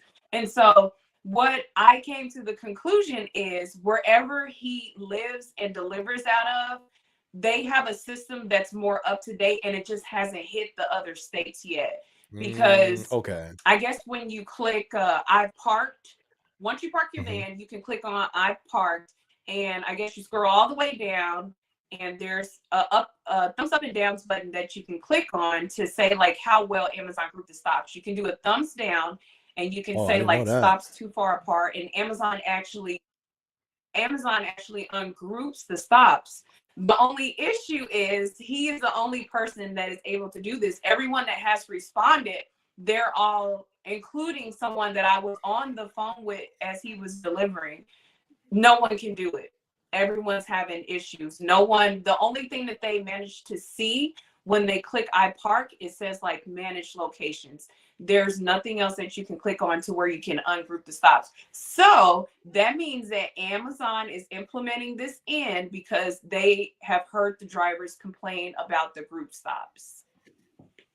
There you go. There you go. I am a leak. Shout out to you, my guy. That's one of my supporters right there for sure. He's always dropping comments. Shout out to you, Brodies. Dude, really, people really throw the packages. I'm gonna let you answer that. the reason why she was talking about them throwing packages was because they were dealing with her neighbors. Astrid had neighbors that had dogs, and they didn't feel comfortable with them. So she told them like, yo, just pull up to the driveway and you just throw it to the door. So she gave them that permission. But there's actually a video. I should have pulled that up. We could have did a live reaction right now. I'm doing a vlog on it. That would have been so dope, but yeah, it's all that good. would have been fun. there's a story where the drivers have been going off. You just see packages all on the road somewhere. So do people really throw packages? They really be throwing in packages because this is the thing. These drivers be stressed. These drivers, I know y'all saw me on that last video, the one where I said I quit. I was hot. I went on a real rant. I had to cut that rant because I had to cut it. So the thing is, there's people that's you got drivers who, you know what I mean. I done a story on it where they beat people up. They was just punching on people. Like it's Mhm. really that pressure gets put on you out there. So do they do that? Yeah, people do that. They get to that breaking point. I don't encourage that. You feel me? Like whenever I get to that point, I got to realize, like, yo, you know what I mean? It's just so much that I think about, but you're dealing with other people's things. Other people are around. You just really got to control your emotions when you get to that point. But people do that. That's for sure. Chris says, there's an angle dunnage in the boxes. Yeah. There is dunnage in there. He said there's stuff in the boxes, so it ain't gonna get damaged. Oh, that's good. Thank you for the super chat. Really appreciate that. Thank you so much. Really appreciate that. That's So let's try to catch up with some of these things. DJ Reezy, what's good? My dude was on here yesterday. What it do? He says, does the delivery system have a check mark or an area to note that property has a dog so drivers are cautious in future deliveries? Astrid, yeah. what you think? Absolutely. So, as a driver, we all know that Amazon has implemented the dog sticker on the app. So when you pull up to that customer's house, as soon as you press I parked, it actually show like a dog is present, at this location. So they have made it aware to where the drivers know that a dog may be present. So to still take precaution, regardless if you see the dog outside or not, there is a dog somewhere within that, vicinity. So to be careful. But yeah. Facts. That is a fact. Be careful with them dogs. The dog problem, I don't like it either. While one owner's dog was very friendly, they all friendly. You feel me? Like even when the owner's there, Yeah. they be friendly. But you get too close, they may just snap on you. You know what I mean? Like hmm that's what sucks. Another customer I went to had a dog get very aggressive after somebody that may have just become a teen had answered the door and the dog. That's a thing. Has that ever happened to you where you go up Oh to a my God. property, they open the door and the dog run out or something like that? Has that ever Oh my happened? God. Yes, that happened. I Yeah. actually, well, I had finished my route and I had to go take a battery pack to another driver. So I drove up to the Mm, driver on the wrong side of the street, but uh-huh. I was facing him like Right. face on. So as soon as I got out of my van, the customer that he was delivering to opened his door. Both dogs came running out. I had no idea where I was at because I was coming to him. So I ran and I jumped into his van with him.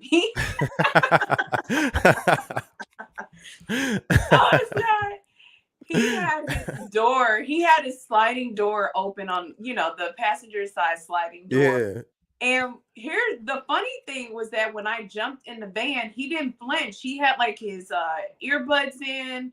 It was nothing. Like he He didn't didn't even even know? realize. No, somebody just jumped in your Oh. van, even though it's me. But I mean, literally, he didn't flinch. It was nothing to him. And I jumped in, and the dogs came like right towards the door, but they didn't jump up. So they came right to where I guess they thought they were supposed to. But my thing is, your owner didn't yell at you the whole time. They allowed you to run all the way up to the van. He watched me jump into this other driver's van, and then he waits until the dogs get to the door to yell at them to come back. So See, yeah, I think some of the customers they like that. I think they like seeing I people think run. so too. They get off I on but it. I don't do that though. Like I'll sit there. Your dog get loose. Like one time, the same thing. Dog ran out, and the owner didn't say nothing. I didn't. I sat right there, and I just looked at the dog. I don't know what I was thinking. I was tripping, but I was like, "Stop!" He stopped. He was confused. He was like, why'd I listen? I'm confused. Like, hey, why you listen? We all confused. You feel me? But it worked. I didn't let the dog know I was confused. I just sat there and looked at him. But I had that Yeah. mindset like, I'm not running. You feel me? Like, Mm-hmm. run. I don't do what I do. You feel me? If y'all out there and y'all doing delivery, run. You feel me? But it's just, I think they like that. I think, like you said, I think there's some of these people who kind of get off They on do. that because there's been a few times it's like, how that dog get out? You know what I mean? And why ain't you, like you said, why ain't you yelling at the dog or nothing like that? So Yeah. we're all customers of Yeah. Amazon. Well, Listen, if why you are have you a waiting for dog, the dog to go? right? We're all customers of Amazon. If you got a dog, please take care. You know what I mean? Like, don't put us in that situation because everybody ain't gonna run. And no one wants to hurt an animal. You know what I mean? But people don't want to get hurt by animals. And No. your animal, just because it's friendly with you, don't mean it's gonna be friendly with everyone else. You may not know how that person or how your dog reacts to other people, even though you think you may know. So y'all take care, keep them dogs up. Manlid, he says tapping in. Shout out to you, my dude. Absolutely. He says Amazon needs to give pay raises to drivers instead of, oh my goodness. How was that right there? How was the turnover rate at your DSP? Was it high? The turnover is insane. Let's just say that. And, I can only speak for my DSP. I can't speak for everyone else, but the turnover is insane. That's all I can say. And the thing is, unfortunately, I don't get to find out with the drivers that quit what was their reasoning of quitting. Some drivers, they quit within a 3-day time span. Some quit within a few months. Some quit within a few weeks. This is just unfortunately one of those businesses where the turnover is high. And although you have many drivers saying, even us sometimes, how it's such an easy job.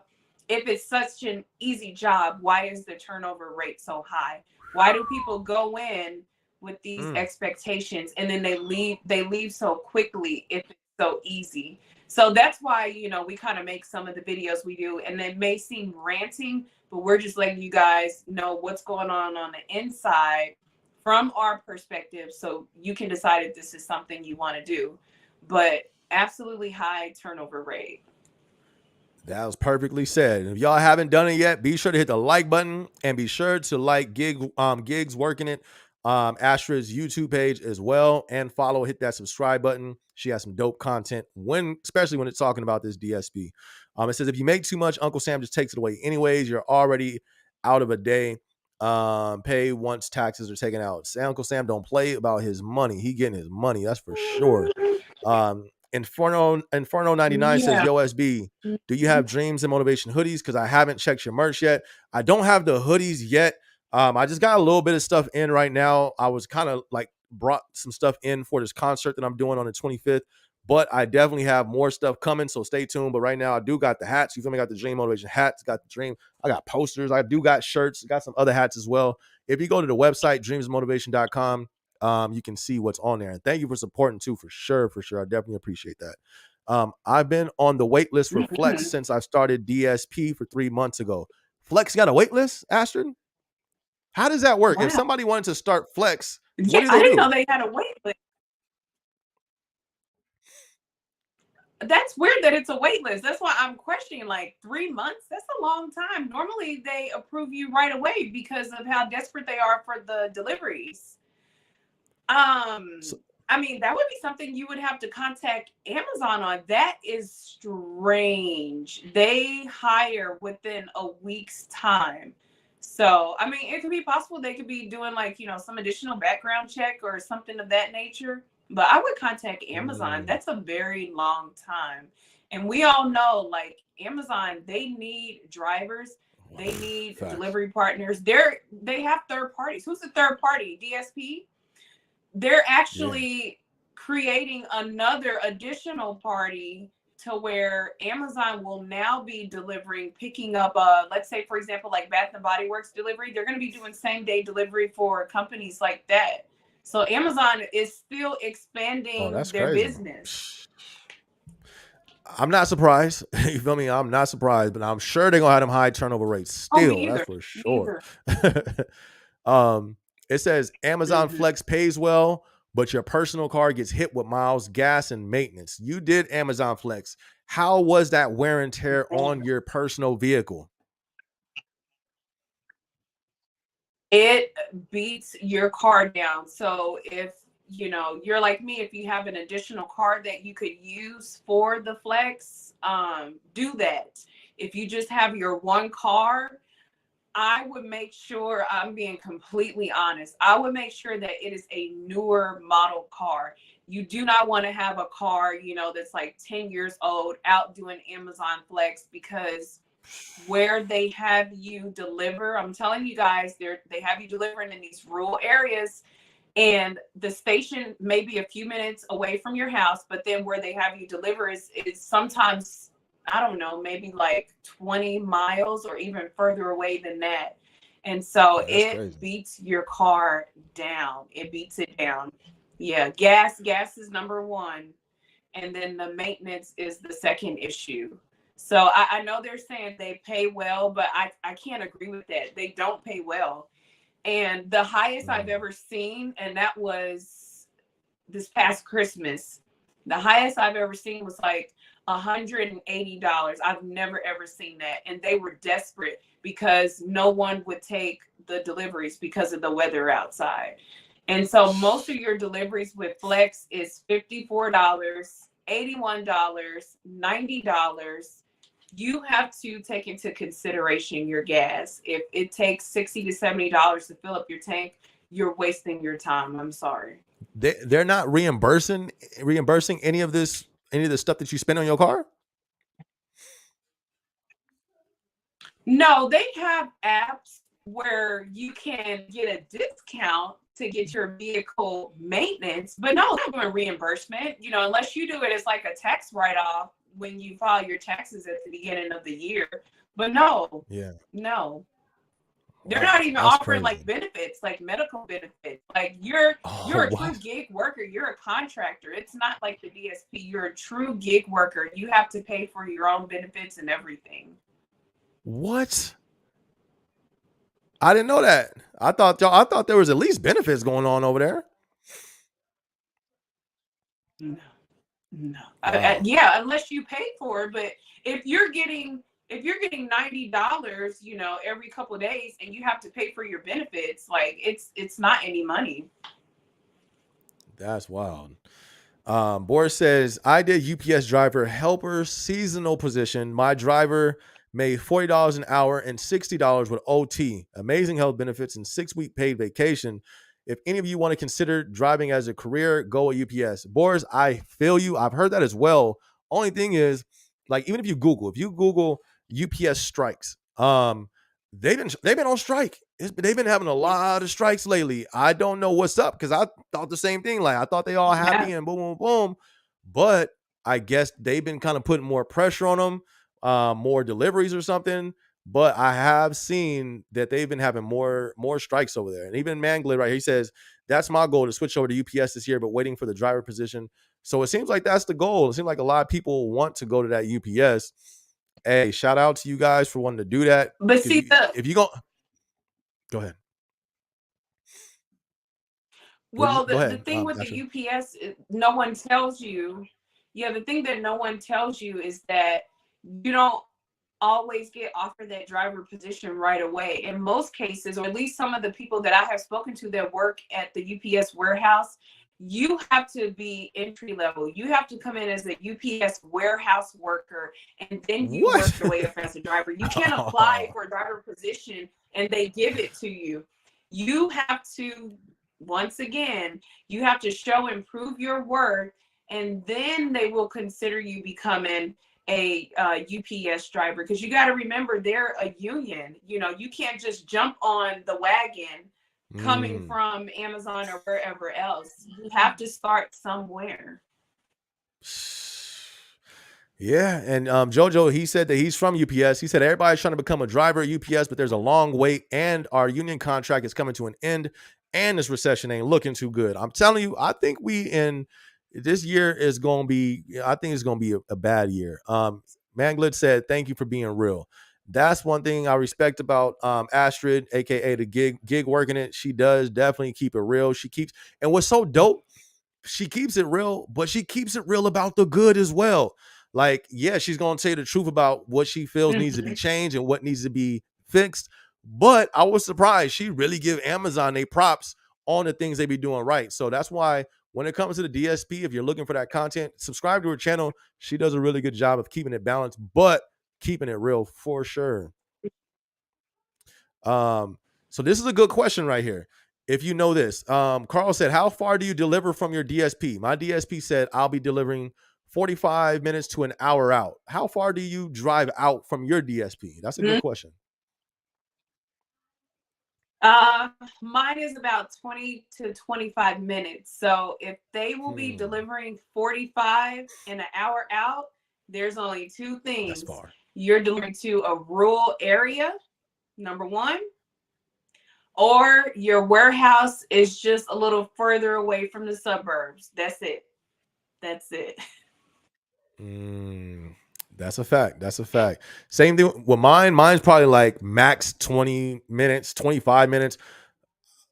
I think one time I hit maybe 29 minutes, almost 30, and it was for that reason, going into that rural area. So I definitely think you're Mhm. you're right on that. Alan said, and don't nothing make me more happier than seeing a porta potty. We feel you, Alan. We feel you. Um, look, Johnny said it's called aim, sis. Look, Johnny, he said, hold up. You ain't gonna talk about my peeing in the bottle game. It's called aim. Johnny is not playing it. Johnny said he ain't having none of that. Look at Romney said, I like her. She got jokes. Oh, yeah, she's super dope. Hey, what it do, my guy? That's my guy right there. What it do? Shout out to you. Thank you for tuning in, fam. Thank you for tuning in. Johnny, he That's says today's my funny. first day. I had to hit the bottle one time. I used to think like what you said, but the white Oh man's no. fake dirty already. Look, he said the first day got him. He had to bring the bottle out. Oh no. Um, ever use your phone because the rabbit died, and for some reason the Flex app seems to quickly drain the battery full in less than 5%. Have you done that? Has the Yeah. rabbit died with you and you had to go into your personal phone Yeah. before? Is that almost like a Oh, normal absolutely. thing? Less no, no, I wouldn't say it's normal. Less times than what others may think. It's been a few times where my battery pack it wasn't charged, and that's more of a dispatch issue. They forgot to charge the battery pack, and the charger's not working. But yeah, I've had to use my phone. But keep in mind, I did Amazon Flex, so looking at my phone because I had an iPhone, and the rabbits are generally Android. My eyes were used to looking Mm, at that, so it was normal. You can still listen to your music on your phone and you can still deliver at the same time, so it's not a big issue once the rabbit dies and you have to use your phone. Only thing is that you probably would have a problem talking to someone if you needed to talk to them on the earbuds and deliver. That probably would be an issue. uh, facts. I had that issue. I kept hearing the GPS every single make a left here, 30 feet here, but like every second it was cutting into my conversation. So It's loud. that's for sure. Facts. Shout out to Bill It's Allen. He loud. says, I'm a driver, 200 locations, 268 packages yesterday. Shout out to you. Woo! That's, Mm, I mm, mm. mean, that's not a lot of packages. It's a lot of locations, but man, I still been hitting they still been having me do 300 plus still since peak 300, 315, 319. Has it still been kind of heavy Packages. at your DSP? Yeah, it's still heavy, and I wanted to. Well, hopefully, Bill is still on here. I always want to know. He said 200 stops, but was it truly 200 stops, or is it like 225 locations? Because you know how they have stops versus locations. It's more of a mind game with them because it's the locations are the stops. Let's just speak facts here. When they tell you you have 170 stops for that day, and then when you're done scanning your carts and it says 200 locations, you have 200 stops that day. You don't have 170 stops, you have 200 stops. So how many stops did Hmm. Bill really have? That's a fact. That's a fact. That's a fact. What's the most? Okay, what's the biggest route that you've done? Like, how many packages? How many stops? What was the biggest route that you've done? The biggest stops, if I can remember, it was about 191, but that was the stop. So if we go to locations, I would say it was close to around maybe like a little over 250, 250 stops. The Sheesh. most packages I've ever received, I would say maybe like 316 or so. I mean, we generally didn't get That's anything all. any higher than that, but in my mind, it's always the stops for me. You can give me 20 Facts. bags, you can give me 300 packages, but if you give me 120 stops, do you know how amazing that is? Having That's a 120 fact. stops with 300 packages versus having 250 stops and 200 packages. Like, That makes a difference for sure. Okay, so let's see real quick. Perfect Gematria says in FCs, usually the big boxes, a lot of times there's barely any dunnage protecting the items and they just get destroyed once they reach the delivery station. That could be true too. I've been on the packs. I was a pack PA, so I've seen it where them boxes do come through with no protection on the boxes. That definitely sucks. I've seen videos of owners laughing at delivery drivers run. I've seen that too. And you so that's one mm, reason he said you it. yeah, that's wild. Out of respect for the drivers, the pets should be secured and should have some, and so should some kids who play in the parking lot and may not be seen by the driver running. It's all about safety for everyone. That's a fact too. I didn't see people just let their kids be out and about when you know what I mean in the parking lot. I've seen that as well. Have you seen anything like that or had any close calls? Have you crashed before? No, I've never gotten to an accident before. Um, I don't know. I'm just, not to toot my own horn, but I'm a very, very cautious driver, especially in the residential area. There's always kids out, depending on what time they get out of school.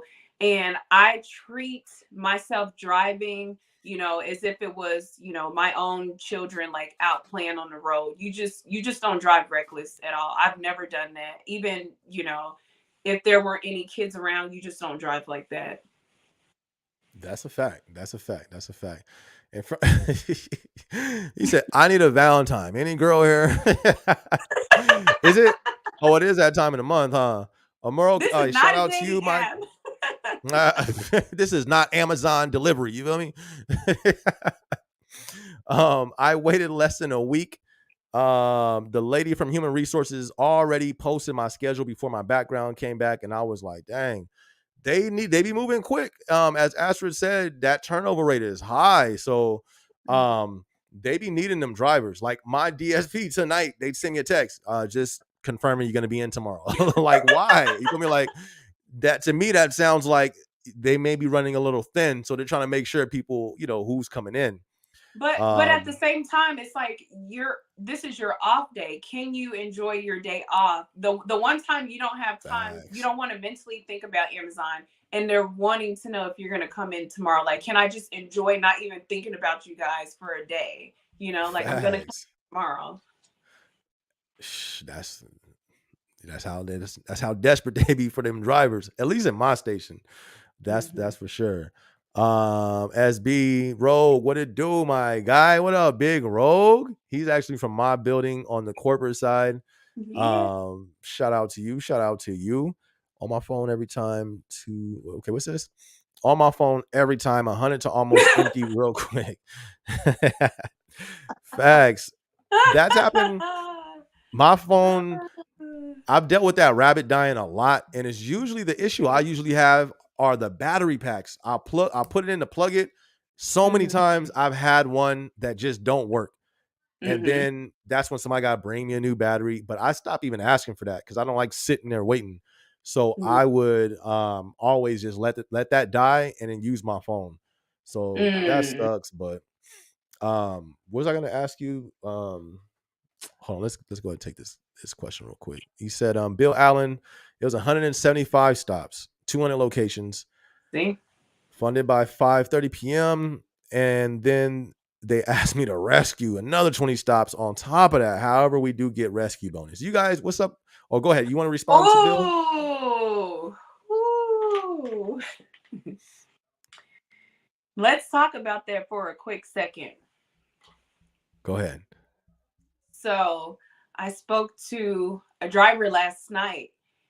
Was it last night? Yeah, last night.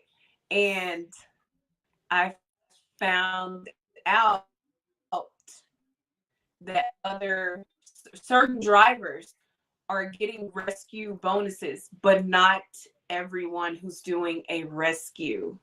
So the DSPs are picking their favorites, or some of the drivers who do like a ride along with the newbies, or if they're rescuing on a Mm, regular basis, they are giving them a bonus. They have a secret text thread, but they are not giving that money to everyone. So let's say John, gets done with his route, but John really doesn't do a rescue because he gets done with his route at a normal time. So let's say John gets done right. at 5 o'clock and we're like, hey, John, we need you to go pick up Sarah, pick up a tote or so.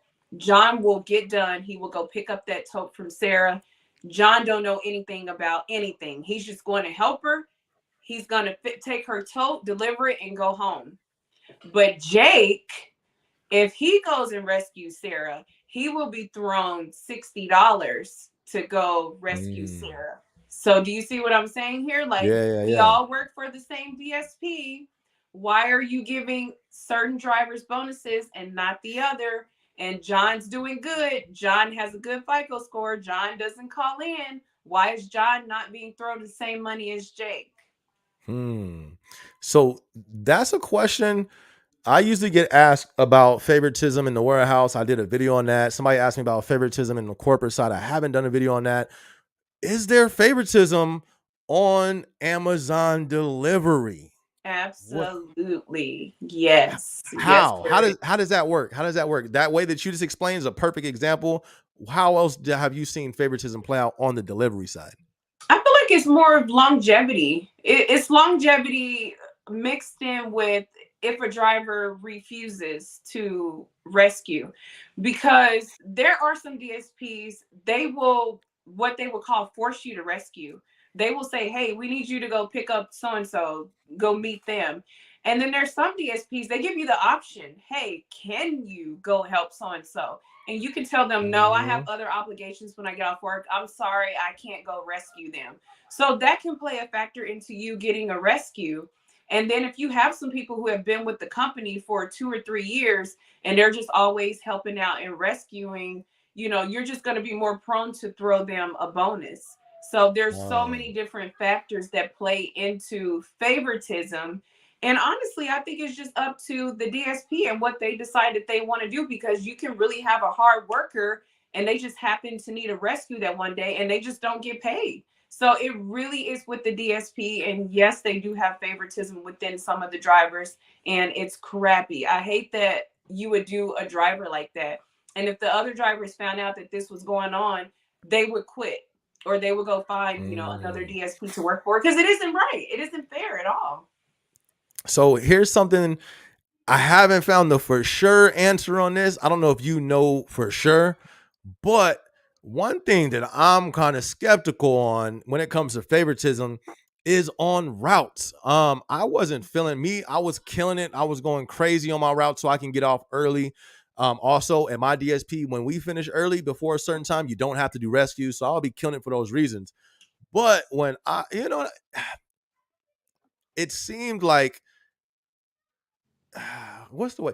Do you think they can? Well, I know they can assign routes because there was a day one time where I came in a little bit later and it was like, oh, we swapped your route with this person, and it's Mm, like, okay, so I know y'all can swap routes. You know what I mean? So I wonder how if they are using favorite, not all the time, of course not, but I wonder if the routes in general are being used in a favoritism type of way.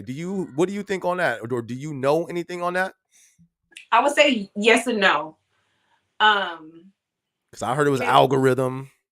yeah, that's what they tell you. But if you Right. really like think about the dynamics of it, if you have a strong driver and they've been with you for 2 years, and there's a difficult route and you know that they can do it, you put them on that route.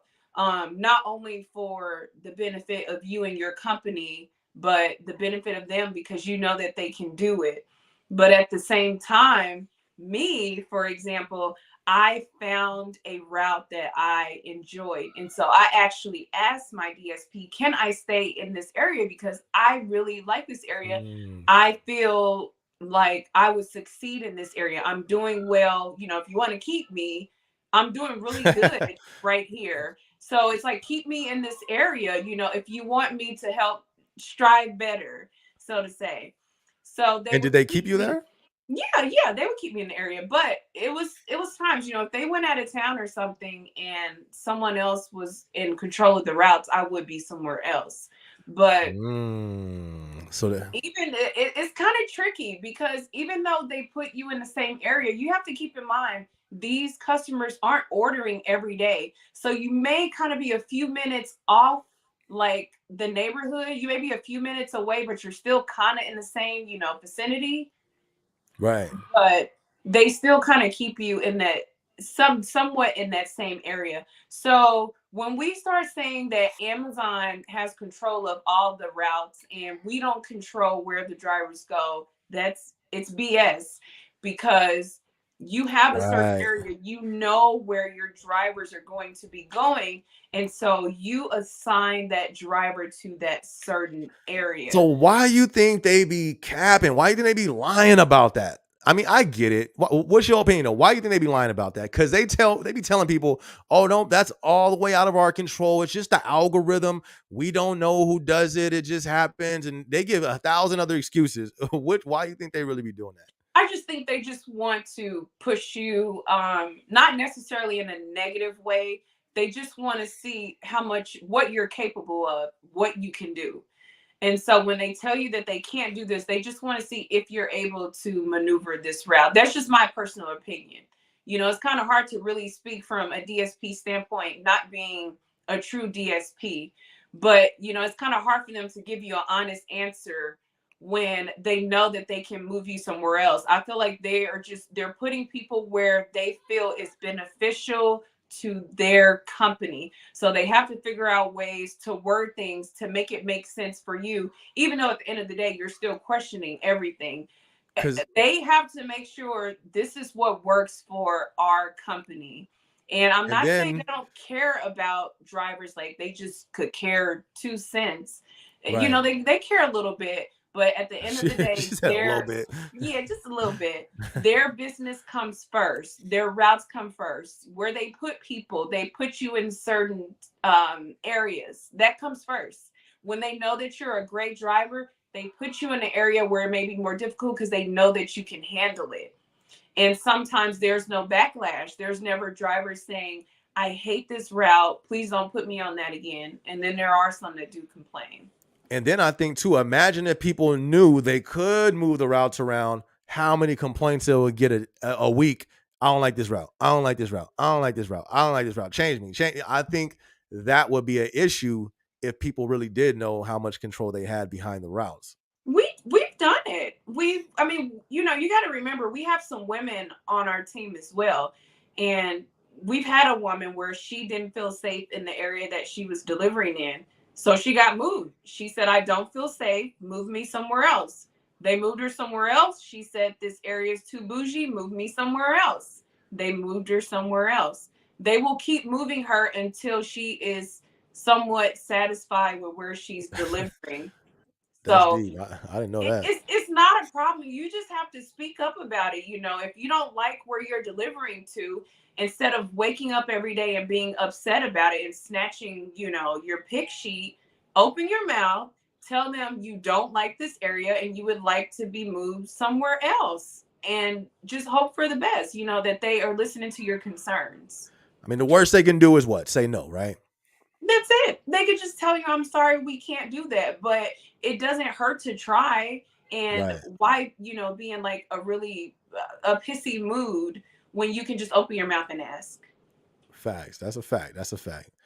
Jay Wash, shout out to you, Jay. What it do? Bro, what's good? It's Jay from GYR1. Let's go. That's my old building right there. Shout out to you. Shout out to you. Shout out to you, Jay. Thank you so much for tuning in. All you guys, be sure to hit the like button and be sure to subscribe to Gig Working It to her YouTube channel. And definitely, if you are here for the DSP content, or she got a gang of it. So definitely be sure to subscribe. Um, I went over some comments. I remember somebody said that they was what they said, they was in problem solving stove. Who I'm sorry, I went past it. I got this light in my face, so it's kind of hard to see. But shout out to you, everybody that's tuned in. We thank you so much for being with us right now. Be sure to drop your last minute questions. How are you doing on time right now? We're doing good on time. Good. Okay. Jimbo said SB speeding. I'm not gonna lie. I do this.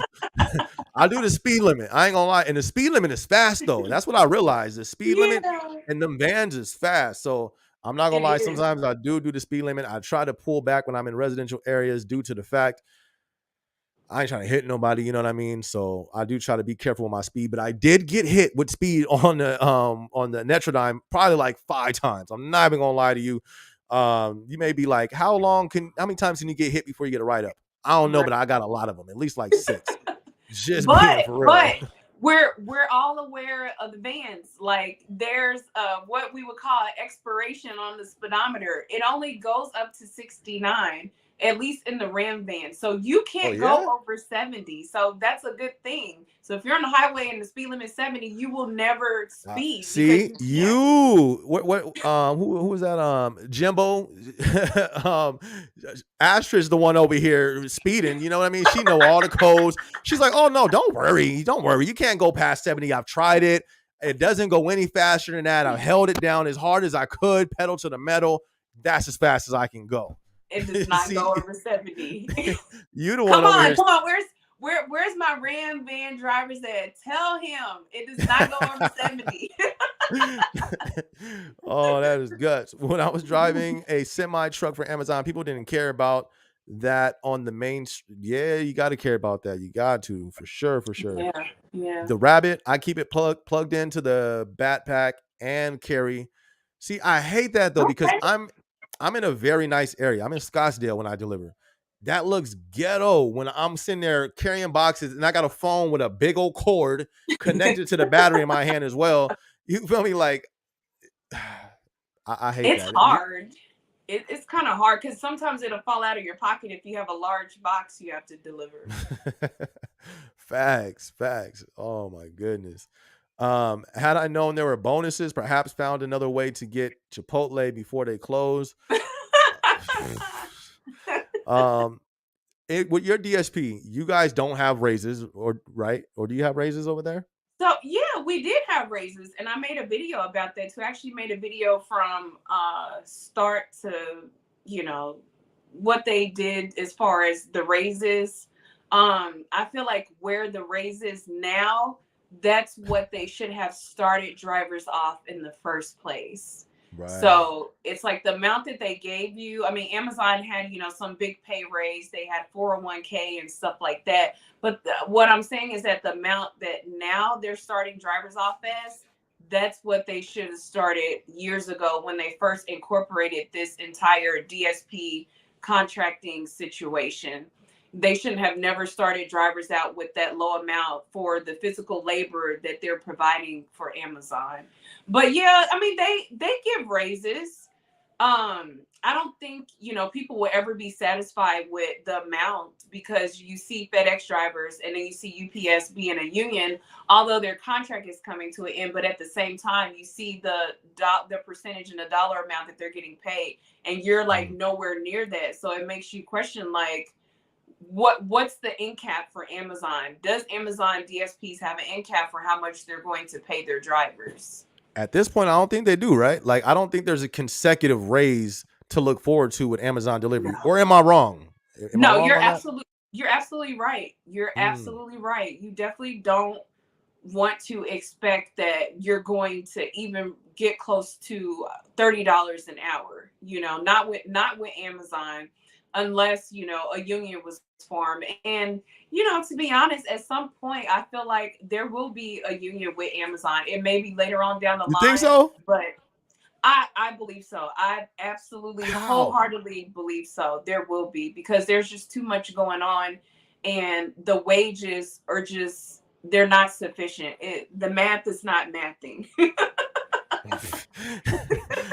But facts. But my thing is like, I think they have it broken down like to a T, because the reason why I say that, they're all different businesses though. You know what I mean? There's not one big delivery side to become a union. So if they became a union, it would just be like that specific DSP. But I think you need a certain head count to become a union as well. I don't know. I could be wrong on that, but I think that's the case. Yeah, Right? because there's some unions that are contacting DSPs and putting a bug in their ear. And so the question is, would the DSP be okay with, saying, let's go ahead and pull the plug, and let's go through with it. So yeah, Hmm. it ultimately is up to the DSP, and if it's something that they feel like is the best interest of their business. But see, I think Amazon has such a grip on these DSPs. They do. They do. If anybody, if you want to see, because one of the reasons I wanted to go into the DSP as well, I was thinking about becoming a DSP owner. You need what, like 10 stacks. That's all you need, and you could become a partner or something like that. They had this whole plan where you Hmm. can become a DSP owner. So I was like, yo, that sounds legit. But I rarely have I heard great stories. You do hear about some online, I guess, but you hear a whole lot of the nightmares of becoming a DSP owner. So I don't know. I just can't see the owner trying to go union against their contractor. Like, I just feel like they were, I bet contract terminated type thing. You know what I mean? Yeah, I just know that there's, as far as the union goes, I just feel like there's some type of crack in there to where they're gonna find a way around it. I totally hear what you're saying, and I agree 100%. I just feel like there's just gonna be a way for them to go around it, because this just cannot continue. As far as the high turnover rate, and Amazon is now contracting through additional parties, so they're going surpass DSPs to try to Right. get more packages delivered. They already have enough on their hands from Amazon, the actual app delivering packages. Now you want to deliver for Best Buy and Bath and Body Works and Home Depot or whoever else. You know what I mean? Like Right. it's a Right. it's a lot that they're putting on their plate. And so people want to get paid. People want to get paid for what they're working for. And if you're putting in all this physical labor and you're seeing your paycheck and you're just like, okay, this is it. It doesn't motivate you to want to stay within this company, regardless if it's the DSP or Amazon. Mm. They need motivation to stay, and they're not getting that at the moment. Mm. I feel you on that. Shout out to Life in Crypto. I had to pop this up real quick because I'm trying to see how many comments we missed. But my dude says showing love from Buckeye. My God, that's welcome. He shouting Yeah. out the city though. That's the city. Verado, that's what's up. I'm actually gonna do a Verado tour pretty soon because that's actually a city out here. Well, it's in Buckeye. Uh-huh. But that little community looked like San Diego. When I was looking for my home, my realtor took me over there. I was like, yo, this look like Cali over here. Verado was lit. My dude liked in crypto. Shout out That's to you. Thank you for tuning in. Also, you out here, you out here in Phoenix. So you need to pull up to not my concert. Look, acting like it's my concert. You need to come out to the show on the 25th in Phoenix. Come out, my bad, I'm reading this. Come support your boy. It's gonna be in Phoenix. Get at me on Instagram. I can get you some tickets so you can pull up to that concert. It's gonna be dope. So, but shout out to you and thank you much for tuning in. Jason said, I worked during the prime 2020 COVID in the warehouse and I left because they was given unemployment plus bonuses, which was more than working at Amazon. Now I regret it because I could be up in Amazon right now. Yeah. I don't know if you can go back. If you could, definitely take advantage of it. But that COVID time was that was the come up. That's what low key. That's what helped me get into a home because COVID. it They was start lit. paying us $18 an hour. Then we was getting all this crazy. Oh, we got like $20 for overtime one time. Like that. They helped put me in position. I'm The gonna lie. pandemic was lit for everyone, who was able to get out there and get some money. It was. So many Right. You people was made. during that time. So many people opened businesses during that time too. They did? Who? Just people in general, like people For who real? were out, people who were out working 9 to 5, like they legitimately started their business during the pandemic. Okay, okay. I see what Yeah. you're saying. Hmm. I was more so the whole pandemic. I've been frustrated because even though a lot of people, it did birth a lot more entrepreneurs, it crushed so many brick and mortar business owners. You know what I mean? Like It they did was small literally business. like facts. They was like, yo, y'all can't open. Why Walmart open? Hey, y'all can't open. Why Carl's Jr. open? Y'all can't open. And I've seen so many small businesses go under for that. I be thinking, I'm not even gonna lie. I thought I be I don't want to say I'm a conspiracy theory. It just seemed different. Something wasn't up with that. But Oh you was yeah. doing gig work at that time, right? Yeah, during 2020. And I think the only reason why I say it was fun because the money was there. Like the amount of money that I was Mm, making was almost working like, a regular 9 to 5. And you're like, dang, like I could just do this and make all this money. You still have to keep in mind that as a contractor, you still have to file your taxes like quarterly and stuff like that. Um, but like I oh, said, at the same time, when money is good, life is good. But then when right. things start dwindling down, you're like, okay, I don't want to do this anymore. It's not worth it.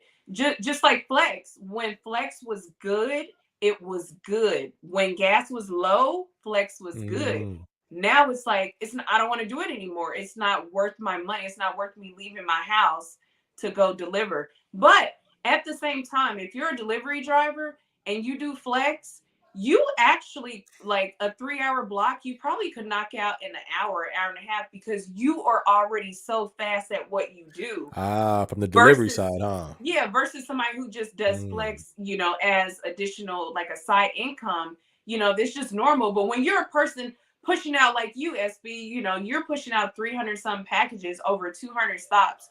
right. You could do a 3 hour block in an hour. So that $90, could essentially be good for you because you only worked 1 hour for $90. See, that's because I'm thinking about testing some gig work once I pull all the way back from the delivery side, but I'm more so thinking an Uber or a Lyft just to try it. I've never even tried that in general, so I think that'll be dope to try. The one reason why I wouldn't want to do like a DoorDash or the Flex is because you got to be racing. You feel me? Like to really knock that stuff out. You know what I mean? Like you can't be playing, and I don't want to. You know what I mean? I don't want to put that on my car like that. But I don't know. I, I I guess I I might. definitely I'm like I definitely could see I could see you doing like Lyft for sure. Definitely Lyft. And then, it's different from a male, doing Lyft versus a female. Facts. I just feel like, you'd be more intimidating to where people wouldn't be trying to challenge you. They would come in your vehicle, get dropped off, and go about their business. They wouldn't try Facts. to try you, sort of say. And see, I'm just gonna experiment honestly for content. I Hmm. don't think I would stay there though, because I've been looking into videos. It's been people getting stabbed, it's been people getting robbed. That's low key kind of risky. And I don't think it's really worth it. What is worth it nowadays, you feel me? So I don't know. Yeah, Let's see but what then goes. you also have to understand at the same time, like certain things like that, it does happen. We can't like let that deter us away from trying something, or if that's Oh, something we want to facts. do. And then we also have to understand, mainstream media, these are things that they expose to us, for us to see and put in our psyche. So when you see stuff like that, yeah, it scares you away, but you have to be that person, be like, I'm just gonna go ahead and try it and not let the media dictate, my mentality, or let me decide if this is something I want to do or not. Because that's their Facts. job, to push That's a out fact. fear. And you don't want to Facts. be fear. You don't want to be going around being fearful of everything, That's a unless fact. unless unless it physically happens to you. You just don't want to have that, on your mind. No, that's true. If I need it, then of course, you feel me? I'll do what needs. That's why I'm still at the DSP. You feel me? I don't like it at all. It's not as hard. It's not hard, but I would just rather love to just work one job. You know what I mean? So if I Mhm. needed it, of course, I'll knock it out. Like I said, I'm gonna do it. I'm gonna do it for content though. You know what I mean? So I'm gonna try it Yeah. out. Um, but like I've had a homie who did it. He talked, just a few times. He said how people would throw up in the car. You know what I mean? It's like I can't do that. You feel me? I'm not cleaning that up. You feel me? I don't care how drunk you is. I'm gonna get you by your collar. Hey, come on, bro. Go ahead and clean that up before you leave. My thing gonna get disconnected. They gonna be like, bro, you've been flagged. You know what I mean? I just don't think it's gonna go well, but I'm gonna try it though. Um, Yeah. Manglit said, that's interesting. My DSP doesn't do any rescue bonuses at all, but they have been really making sure we all finish by the 8th hour past month. I think we're going to see more of that as it slows down, as the whole economy slows down, as consumer Mhm. spending slows down. What's going to happen? It's going to be less packages in the warehouse. What happens if it's less packages in the warehouse? That means it's less packages in the delivery vans. What happens if that happens? That's when I believe them hours is going to start to get cut. Um, I So think they will. let me ask you, do you truly believe okay, not only do you truly believe that there's going to be a major recession, but Mhm, let's just even just narrow down onto Amazon for a moment. Even let's just say a recession does come mhm. with Amazon and being within Amazon, do you believe that the recession will affect Amazon as far as delivery and even the warehouse? Because I've also been told that the package count is supposed to go down, but we weren't told that the stops are going to go down. I definitely think we're gonna head into a recession because technically we hit recession qualifications last year. And Hmm. what I mean by that is because when you look at the previous recession in 2008, there was an actual definition of a recession. And from my knowledge, I believe there was a few things, but I know one of them was like 2 negative quarters of the GDP or something like that. We did that last year. But if you go look at, because I've been watching recession videos and all that stuff, they changed it. Now they say it's a recession when they declare it's a recession. Why they do that? You feel me? So technically, that happened last year. Um, I definitely think it's gonna be a recession. It's just we're too far gone. Just look at everything. Look at the house. Look at everything. Like, let's talk about the difference between like the cost of living. We can't live like this. You feel me? Like you literally almost need more than 40 hours mandatory. There's so many people who have to have roommates now. There's so many people who have to do all this extra stuff just to survive, and it ain't getting no better. Look at how much debt our country has. That's all the way through the roof. You know what I mean? So, and it's not just America. It's a worldwide recession they're talking about. Other countries, look up hyperinflation taking place right now. And I think it's Venezuela. It was some places, but they got hyperinflation. So it's a lot of stuff going on. But what's going on? You know what I mean? When you look at the World Forum that they just had, they're talking about blockchain and all this new. It just seems, in my opinion, I think it's bigger than a recession. I Hmm. think I think it's a transition. A work, and this may sound crazy, you feel me? But how far are we? 2 hours in, so I could talk crazy. The algorithm ain't gonna pick it up. I think we're looking at the transition of this new system. I think they're saying goodbye to the old system and transitioning into the new system, all completely digital. When it comes to blockchain, look up blockchain. They already trying to work. It's just a whole bunch of stuff. I mean, why would the whole world shut down? Why would they stop the world's economy? You know what I mean? Like You it got seems like certain things are being done purposely for a reason. Why there? If you look up the World Forum and why are they talking about a Great Reset? I remember that was conspiracy talk years ago, but now to. they talking about it and they saying, "Yo, you're gonna what they say? You're gonna own nothing and be happy." The people who run the world is saying that. You feel me? So it's like, what's really going on? I think it's bigger than a recession. That's why I even like 8 months ago, I was the main one talking about, like, listen, prepare. You feel me? Even with Amazon, before any news station outlet talked about a layoff with Amazon, I talked about it. And I was telling people, like, listen, get your resumes, all this, and that. Um, but now I'm at the point, I think we have to prepare more. I don't think financial preparation is going to be enough. I think you need to everybody. I think Yeah. it needs to be a spiritual preparation. You feel me? Like physical preparation. How many people can physically even go a day on their feet without breathing hard and all, you know what I mean? Like, I think it needs to be a whole preparation past economics, because I think what we're going into is just going to be different. But that's just my opinion. I hope I'm wrong. You feel me? I don't want none of this to come to pass. But when I'm looking at not big media, but that's another thing. Go look up what happened in the Great Depression. Um, it's just so many similarities of the past. History repeats itself. You know what I mean? I know most people, Mhm. they Absolutely. and when a lot of people been telling me like, yo, go get gold and go get this just in case the currency. But I guarantee you 99% of the people in this chat, I don't want to say 99, but 90% of the people in this chat doesn't know our government took people's gold in the Great Depression. I didn't know that. The government said, Mhm. hey, you got gold, run that to the American people. Look it up. You feel me? Like Mhm. the government, the government took confiscated gold from Americans. That's terrifying. So it's a lot of things that happened that we don't hear about when it comes to the Great Depression. We only hear, oh, jobs and this and that. But it was a lot of stuff going on during that time that's reflecting some things that's going on today. So I don't know. What's your opinion? I know that may sound far left, you feel me? And you wouldn't expect that from SB, but what's your opinion No, on all that stuff? no, I agree 100%. And to add to what you were saying, everything you said I agree with. But at the same time, if 2020, the pandemic, because unfortunately, a lot of us, weren't alive during the Great Depression. But if 2020 didn't teach you anything, 2020 should have taught you how to be self sufficient. And we're not talking about financial literacy. That's not what we're talking about. We're talking about learning to grow your own food.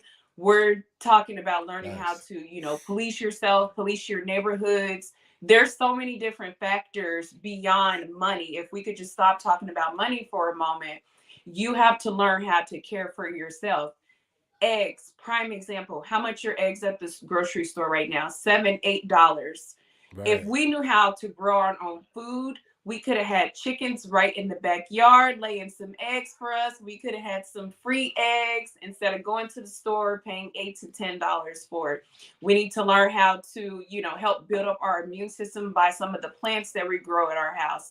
It's just so many different factors that's outside of money that we just need to learn as a whole. So I agree with you when you're saying, it's more mental, it's psychological, and it's physical. So I mean, I agree with everything that you're saying, but at the same time, um, you still have to hustle. You cannot depend Fact. on one job. You always have to have multiple sources of income, even if it's just a small income from this place and that place. You cannot, once again, if the pandemic didn't teach us anything, you cannot depend on one job solely, because when that pandemic happened, what happened? People were losing jobs. That was their only income. They had nothing else. And some of them didn't even have 401ks or money set aside. You literally only depended on that one income, and that was it. So you have to learn how to figure out ways to make money. There's so many ways that we can make money. You just have to figure it out and figure out what works for you. Because one thing that may work for one person may not work for the next. That's a fact. That is a fact. Look, he got some love on the outfit. Shalom. First off, shout out Shalom. She's always supporting. She's a diehard Wait, supporter. I was like the home. She said, "I love how her home matches her That's outfit." funny. Hey, that's what's Well, up. thank you.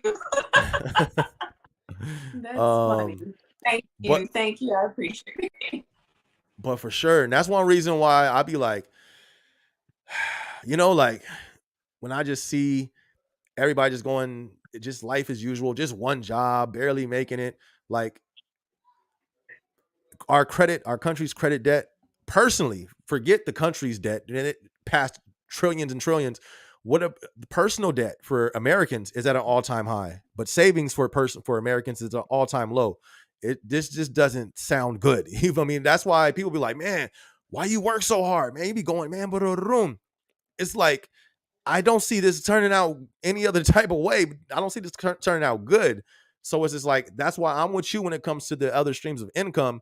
That's one of the reasons that got me on YouTube. It was the pandemic. When I saw Mm-hmm.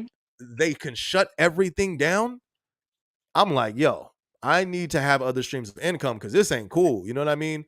But then it's like if they want to, but I hear you. I'll say I feel you on that having multiple streams of income is definitely needed, especially in these times that we in for sure. That is a fact. Farrell the Great, he says, I think if Amazon was strictly part time with these shifts, 5 a.m., 10 a.m., with lesser stops, then maybe things would be a little bit different. What do you think about that? You think it'll be different if they only had part time shifts for the delivery side? I can say yeah, because if you think about it, the warehouse, I mean, they have like split shifts like that too. And I guess the question is like, are people happy? You know, some of them are part time, or are they okay with the split shifts, like doing 5 to 11, take a break? It's kind of hard to say because you just have to realize like people need their packages.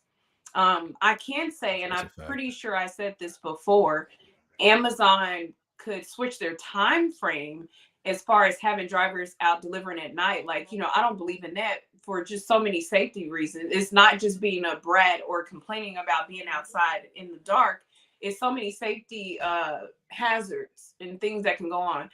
I feel like if the drivers can get out on the road, if they're willing to get up about 6 a.m. to 7 a.m. and even do a 10-hour shift before it gets dark, That'd I be feel lit. like it would be better. That is just me. I would hope that other drivers would feel the same way because no one wants to be outside in the dark going up to a complete, you know, stranger's house delivering a package or That's even a fact. apartments for that matter. That's a fact. Manglid Mango, he says, for sure. I see the economy stagnating for a while. There's a lot of downward pressure and potential conflict. Yep, that's a fact. They talking crazy when it comes Mhm. to the conflict. Um, Yeah. I don't see. I think 20. Like I said, I think 2023. Then they got the banks tripping blackouts, and you got blackouts going all over the country. All the planes get grounded. What is y'all doing? You feel me? Hold up. What is y'all doing? This don't something. What man, let me stop. Rogue said, I think there's more going on than we know. It's gonna get wild. Prepare. How do we prepare? Gig Mhm. working, Astrid, she had some great points. We need to become self-sufficient. But can we? Can we even do that anymore? Like the way they're building everything. This is literally the reason why I moved to where I moved because I didn't want to be in the city. Um, I think that's gonna be like, how do you grow food in the Mhm. city? How do you become self-sufficient in the city? Do you live like I don't, what do you think about that? How do we become self Yeah, so sufficient? of course, you know, I'm not in a rural area. I'm in a city. I feel like there's ways to go about it.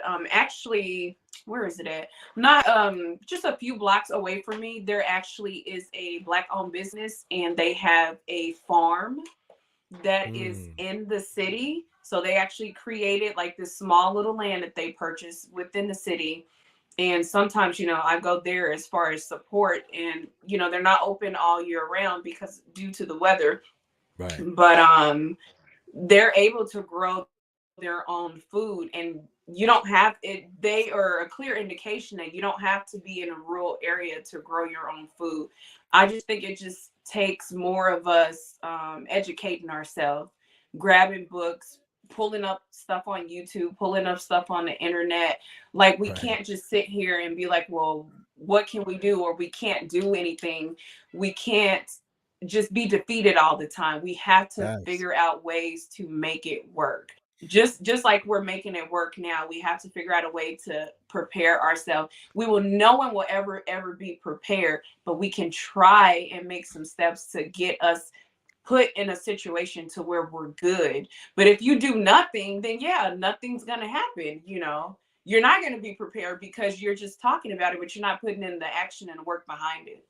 That's a fact. One of the things that I was worried about, um, when it comes to the city, like that situation right there, like that sounds amazing.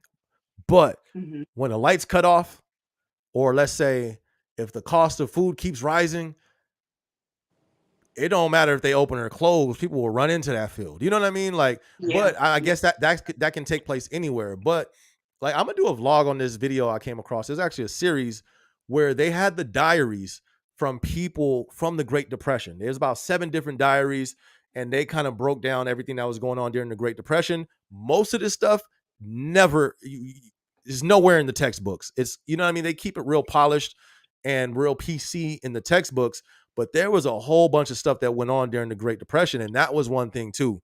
One thing they said, the cities were done. They said that Mhm. was the worst place to be because there's so many people. You feel me? It's dog eat dog in the city.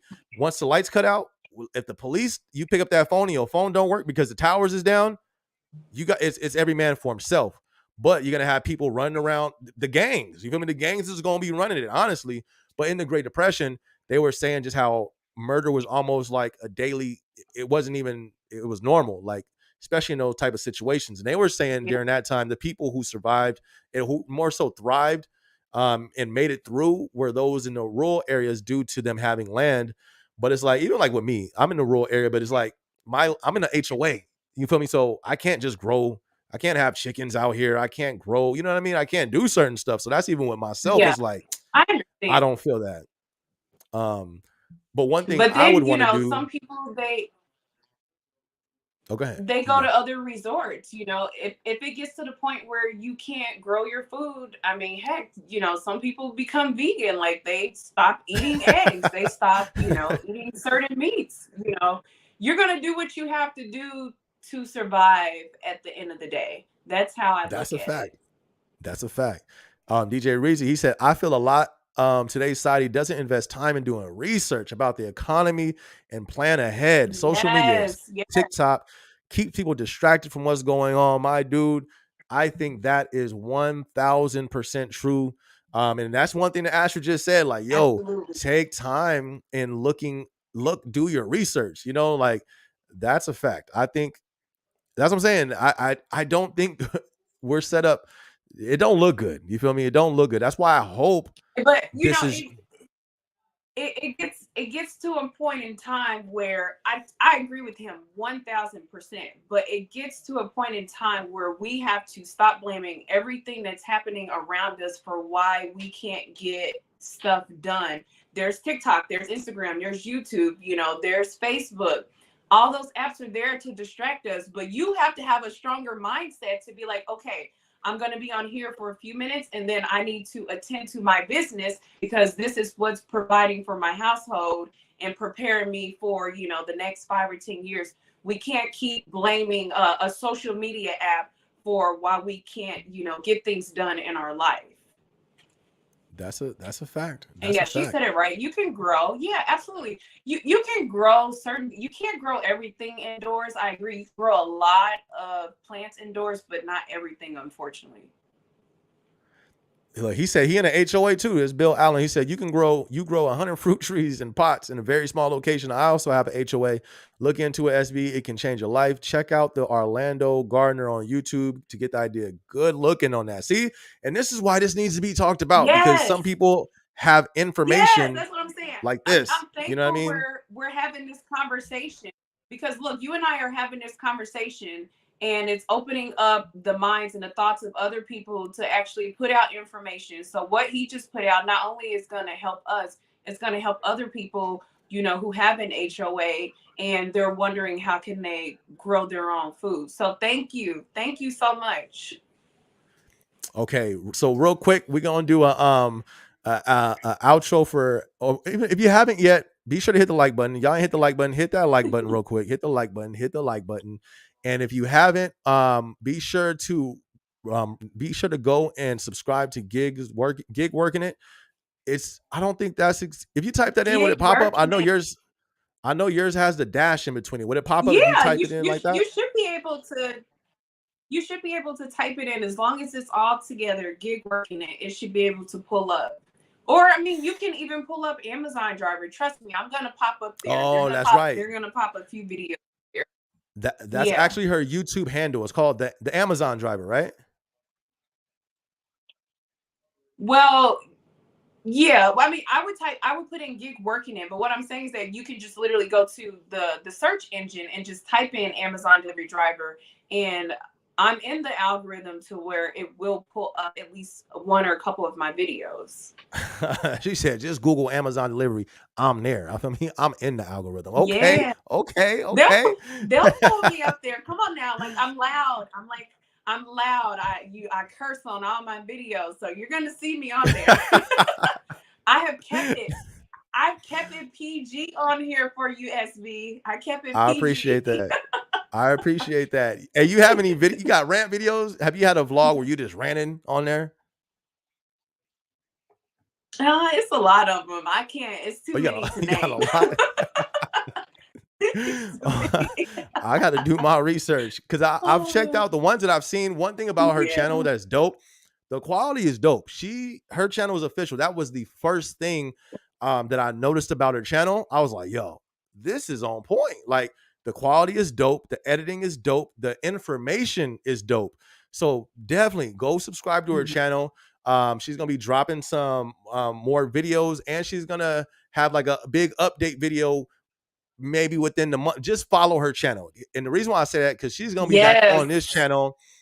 We're gonna do another live. I think it's gonna be next month. Whenever she drops some news, then we'll have her back on here. Because you guys definitely was showing her love.